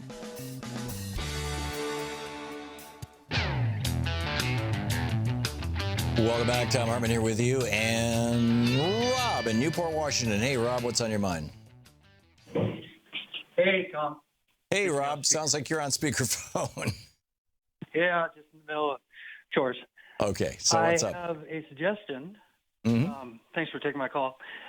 As considering previous or future candidates to replace a Republican host a town hall type meeting, and of course, invite the Republican that isn't hosting their own, and perhaps even a Democrat from an adjoining, excuse me, a bit nervous, adjoining Democrat, say as Mark Pocan, be involved in this meeting if Rep. Bryan wouldn't host one in his district. Yeah, I think that would be considered a breach of protocol. There are, one of the things that if you're in Congress you don't do is you don't basically trash your fellow Congress members. And so that's not going to happen. I think, though, that my guerrilla theater strategy, it would take a little bit of work. You wouldn't have to find somebody who was an absolute lookalike for Paul Ryan. In fact, frankly, I think anybody could do it if the rule was you may only use words that Paul Ryan has spoken. And so basically you take a bunch of Paul Ryan's speeches, you pull out the stuff that you think is, useful or interesting, and you call a Paul Ryan, home district town hall, and people show up and you give a little Paul Ryan speech and people yell at you and you answer with Paul Ryan quotes, and every word that comes out of your mouth for the full hour or hour and a half or 2 hours or whatever it takes is a Paul Ryan word. And so you've got, a shadow Paul Ryan, a substitute Paul Ryan. And not just Paul Ryan. I mean, there's 220 Republicans who are refusing to hold a single town hall this next week when this week has been blocked off, no congressional activity, just for the purpose of members going home to their districts and earning that $190,000 or whatever it is dollars a year paycheck that they get. And Democrats are doing this, Republicans are not. It's really astonishing. So, that I realize my idea is one that is probably more complex and difficult to pull off than just, sending faxes to their messages because they're not answering, to their offices because they're not answering their phones or taking messages. But it's a way to do it. But Rob, thanks for the call. So, this whole town hall thing is a mess, and it really needs, so Bill in Santa Rosa Beach, Florida. Hey, Bill, thanks for listening to us on Sirius XM. What's on your mind? Hey, Tom, how you doing? In fact, that's Matt Getz's district we live in, so we're very familiar with what he's trying to do to the EPA. Oh, my. So you live in the district of the guy who introduced the legislation to terminate the EPA effective at the end of next year. Yeah, he was sending out emails, and every time we'd get one, I'd put down no, but we are a very red district, and I didn't expect it to do anything. But I called you because an adjunct to that comment you were making was about windmills. And or wind turbines. I have a tendency to call them windmills when they're wind turbines. Because in my mind, the jury's really not out on these monsters. There seems to be a lot of environmental factors that don't seem to get out into the news about the harmonics and various things that these wind turbines put out. There was a PBS movie documentary done called Windfall, and I highly recommend you get a hold of it, take a look at it, and see what these things do to communities and how really these Bill, they're around. I get it. The windmills. You've got 20% of the electricity now in Texas being generated by wind power. More than 20% of the electricity in Iowa being generated by wind power. It's huge. It's happening all over the world, and there's no environmental catastrophe associated with that. On the other hand, the Republicans just voted and to end the stream rule, to say that coal-fired power plants can now dump their waste, and coal mines can dump their waste in our streams and rivers and poison our children. And I just see no comparison. I see no comparison whatsoever. And I get it that that's the fossil fuel industry's thing, is, oh my God, these windmills, because windmills, you know, wind power is actually cheaper now than even coal-fired power, particularly if you capture the externalities. And so they're like, oh my God, we got to, you know, save the birds or something. Well, they've got technology now to make birds, you know, averse to windmills or, you know, wind turbines. So I not only do not share your concern, I dismiss your concern. Ben in Winchester, California. Hey, Ben, what's on your mind today? Well, thanks for taking my call, Tom. I have a twist. Earlier, you had a call from one of your listeners, and they talked about penalizing the employers of who hire undocumented aliens. Yes. Well, I have a twist to this. I don't know. I'd like to know what you think. I mean, we do this all the time, and when they capture, a lot of time they're incarcerated, and then they'll take them back to their country, mainly in Mexico most of the time. So, and they come right back. So we're in another cycle. It's a vicious cycle. It continues. Why don't we? I agree with this guy by saying we should charge the employers, but the twist I have is this. Well, they should be allowed to hire undocumented aliens, because a lot of those jobs they do that most of us Americans don't want to do. So that's a given. We all know that. No, wait a second, Ben. We don't want to do it for the pay that they're offering. No, when John McCain offered $50 an hour to pick lettuce in the heat of Arizona, he got over 10,000 genuine applicants for the job. Yes, I understand that, and I agree with you on that too. But here's what I'm saying. If we had a special category tax law for those people, say we allowed them to come in, and once we realize that they're working for this employer, then we'd have unannounced inspections at their sites to find out. Let's say they hired 50 undocumented aliens. Okay, you said, well, you got 50. Well, then they give them, we need a special category for issuing visas, work visas, and then these people will get work visas. However, they will also have a special tax category where we'll tax them. The burden, of course, will be on the back of the employer to pay the tax for the 50 people that he has. Here's the problem with that, Ben. You know, aside from just the whole thing of let's have separate tax categories and everything, if you go back, I would encourage you to do a little research on the internet about the Bracero program, which was put into place, I believe, during the Eisenhower administration.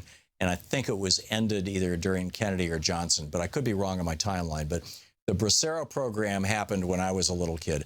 And it basically said, we will give it wasn't a visa, it was a card. You are a Bracero, and I'm not sure what that word means in Spanish, but I'm guessing it means something like guest worker. And you got the right to come to the United States for not more than a certain period of time, and is 6 or 9 months, something like that. And the idea was that during picking season, particularly in California and up the West Coast, during picking season, people would come into the United States, they would pick the crops, and then they would go back to Mexico after they were done. And it would all be legal because they had this card. And because of the card, they were paying taxes, and the taxes were being deducted. And it was not, quote, illegal. And the problem with this program is that because the card was necessary to remain in the United States, and the card was tied to the employer had to sign off and say, yes, this person is actually working here, and he's actually an employee and is actually getting paid. Because of that, employers were using the threat of taking the card away as a way of saying, I'm going to only pay you half of what I pay the average person, or I'm going to ask you to work 8 hours and only pay you for 4 hours. And or in some cases, there were actually numerous documented cases of employers demanding sexual favors, particularly from women workers, in exchange for not being essentially deported, not having their cards pulled. So the employers were able to say, I'm going to threaten you with the loss of your right to work here in the United States if you don't do something that, you couldn't say that to a citizen. So I think that this is really problematic. It just goes back to, number one, I disagree that there are any jobs that Americans won't do. And Ben, thanks a lot for the call. When I was a kid, the old Jackie Gleason show, if you ever watch a rerun of it, it was in black and white. Art Carney played the Jackie Gleason's sidekick or his neighbor. It takes place in a fourth floor walk-up cold water apartment in New York, as I recall. And, you know, Art Carney and Jackie Gleason was a bus driver, a unionized bus driver, and Art Carney worked in the sewers. And he would come in with his hip waders on, you know, smelling weird. And, you know, and people would say, oh, well, that's a job Americans won't do. And in fact, a lot of those jobs, a lot of those sewer jobs all around the United States are being done by undocumented workers right now. And but back in the day, it used to be a good union job. You smelled bad, but you made enough money to put your kids through college. There is no such thing as a job Americans won't do. It's just there are a lot of jobs Americans won't do for crappy pay. And I understand that. I agree with it. And in fact, there's jobs I wouldn't do for crappy pay. So, you know, we need to recalibrate our understanding of this. And again, I'll say it one more time. We do not have an illegal immigrant problem in this country. We have an illegal employer problem. It is the wealthy, largely white employers who are driving, quote, illegal immigration into the United States. And when you start putting them in jail, you're going to see a lot of things change really fast. But apparently that concept is a little too complex for Donald Trump. You're listening to Thom Hartmann. Visit ThomHartmann.com for audio and video archives. We'll be back in just a minute. John W. Dean will be with us.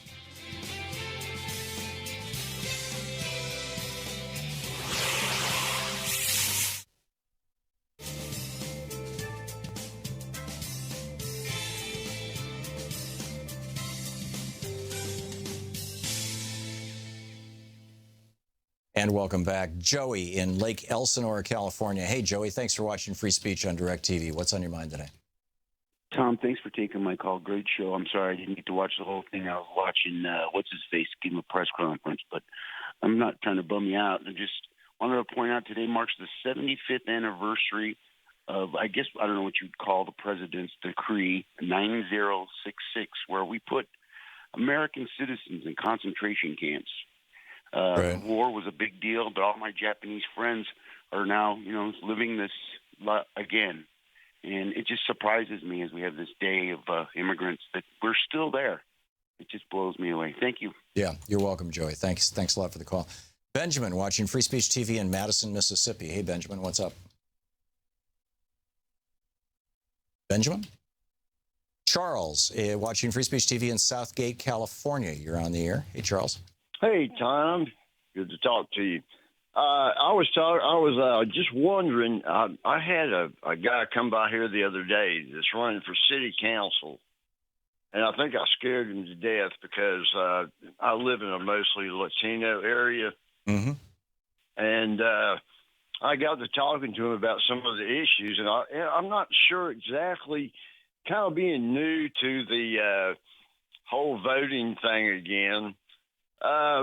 What are you looking for in a city councilman? I mean, really, what kind of issues can they take care of?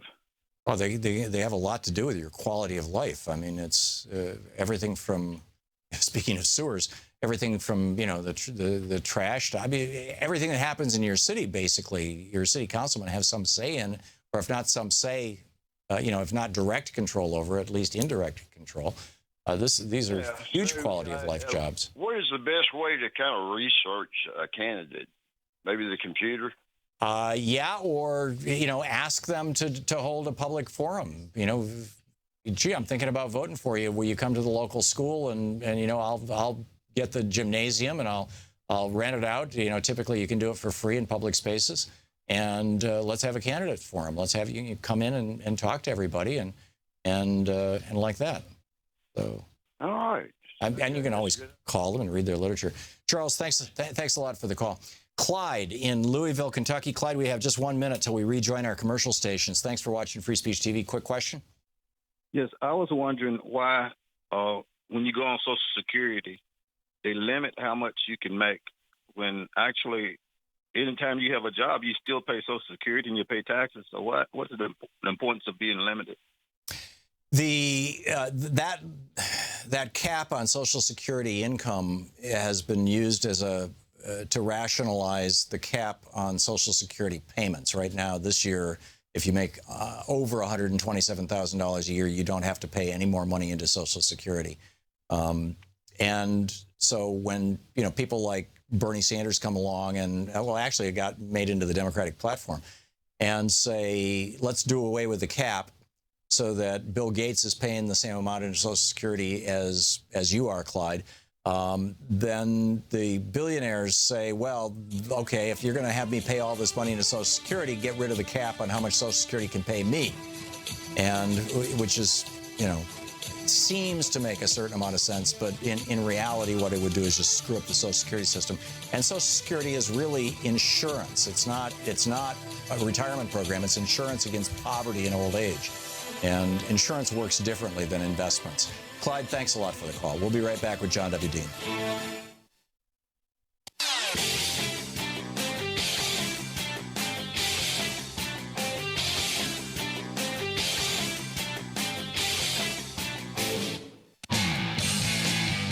Welcome back. Thom Hartmann here with you, and super pleased to have on the line with us John W. Dean, the author of numerous books. My favorite is Conservatives Without a Conscience.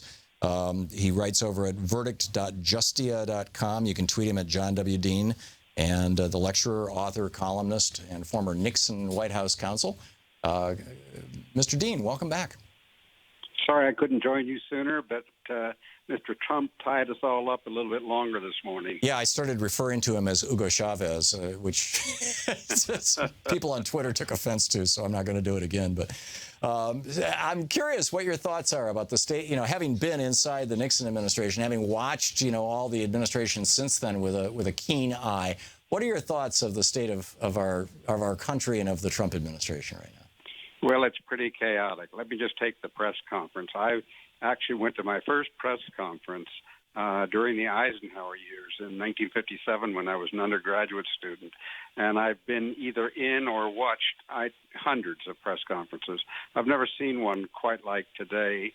This is a man who just doesn't seem to get it as to what it is to be president, that he's just not to continue his campaign, that he has more people than his base who are involved in his decisions, and yet he keeps pitching to the base or running rants against the media for them like the campaign is ongoing.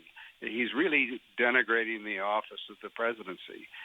He's again just flat out lying about what's happening, and what his statements are patently untrue. He says the rollout of his executive order was smooth. His offices are operating like a fine-tuned machine. He's living in another world as far as what he thinks he can get away with. And, of course, he's announced he's going to go to war with the press on leaks. Well, he's certainly not the first president to do that, and it's never been a winning battle for any president. So he's really starting down a rabbit hole that is not going to help anybody by his chasing. President Obama could so easily, coming into office as we were hemorrhaging 700,000 jobs a month, could so easily have pointed to George W. Bush and said, or just Republicans in general, blowing up Graham Leach Bliley and the Commodity Futures Modernization Act, blowing up Glass-Steagall, could have said, oh, those guys did this and I've inherited this mess. He never said that. He was a classy guy. I'm hearing that during the press conference, Trump basically blamed Obama for all his problems. Is that right? He did, and Hillary Clinton, of course. He's still campaigning against her.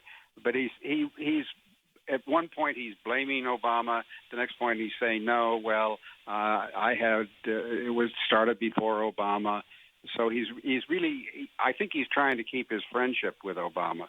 What he did not do, he's blaming everybody but himself for his first 23 days, whereas Obama never blamed anybody for anything other than taking full responsibility, which is what a responsible president does. Right. So at some point the campaign's got to end.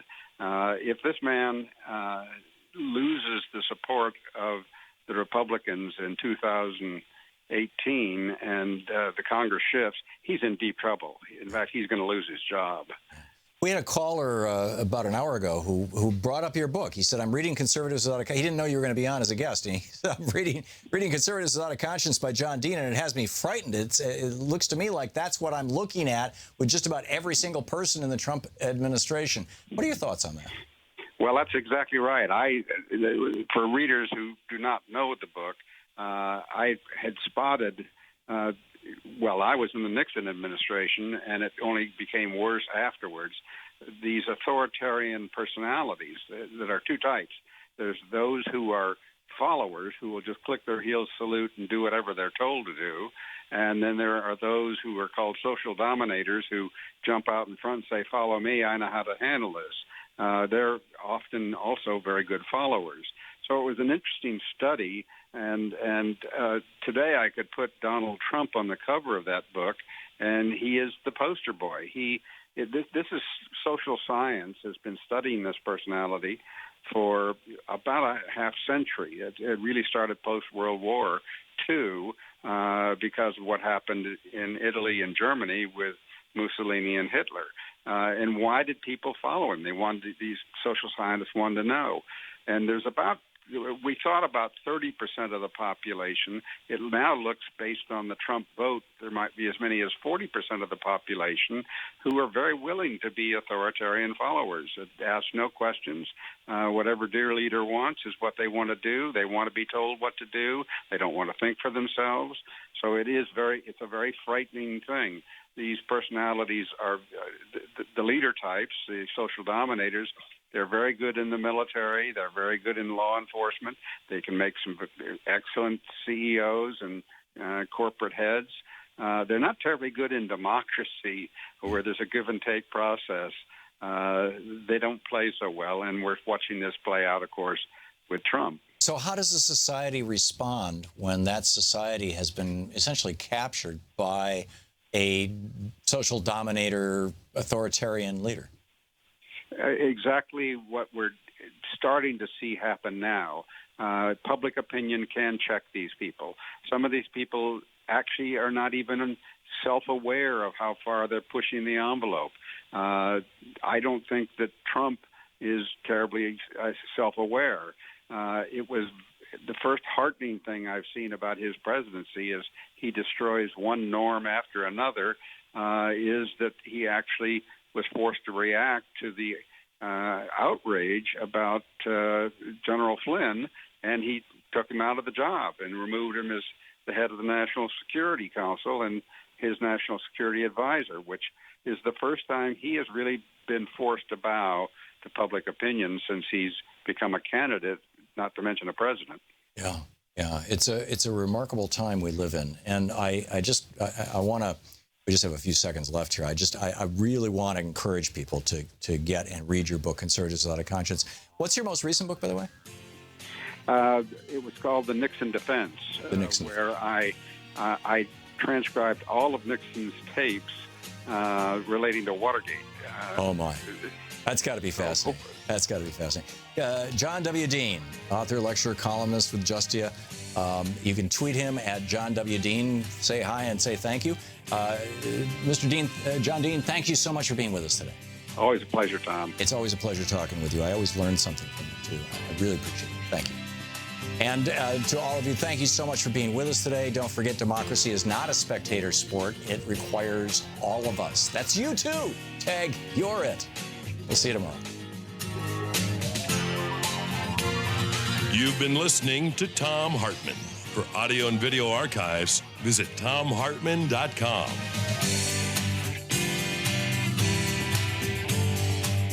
The Thom Hartmann Program is brought to you in part by the Aiden Forecast, an investment newsletter with weekly updates of leading market indicators and a monthly deep dive into what the details of the economy and the markets mean for investors and retirees.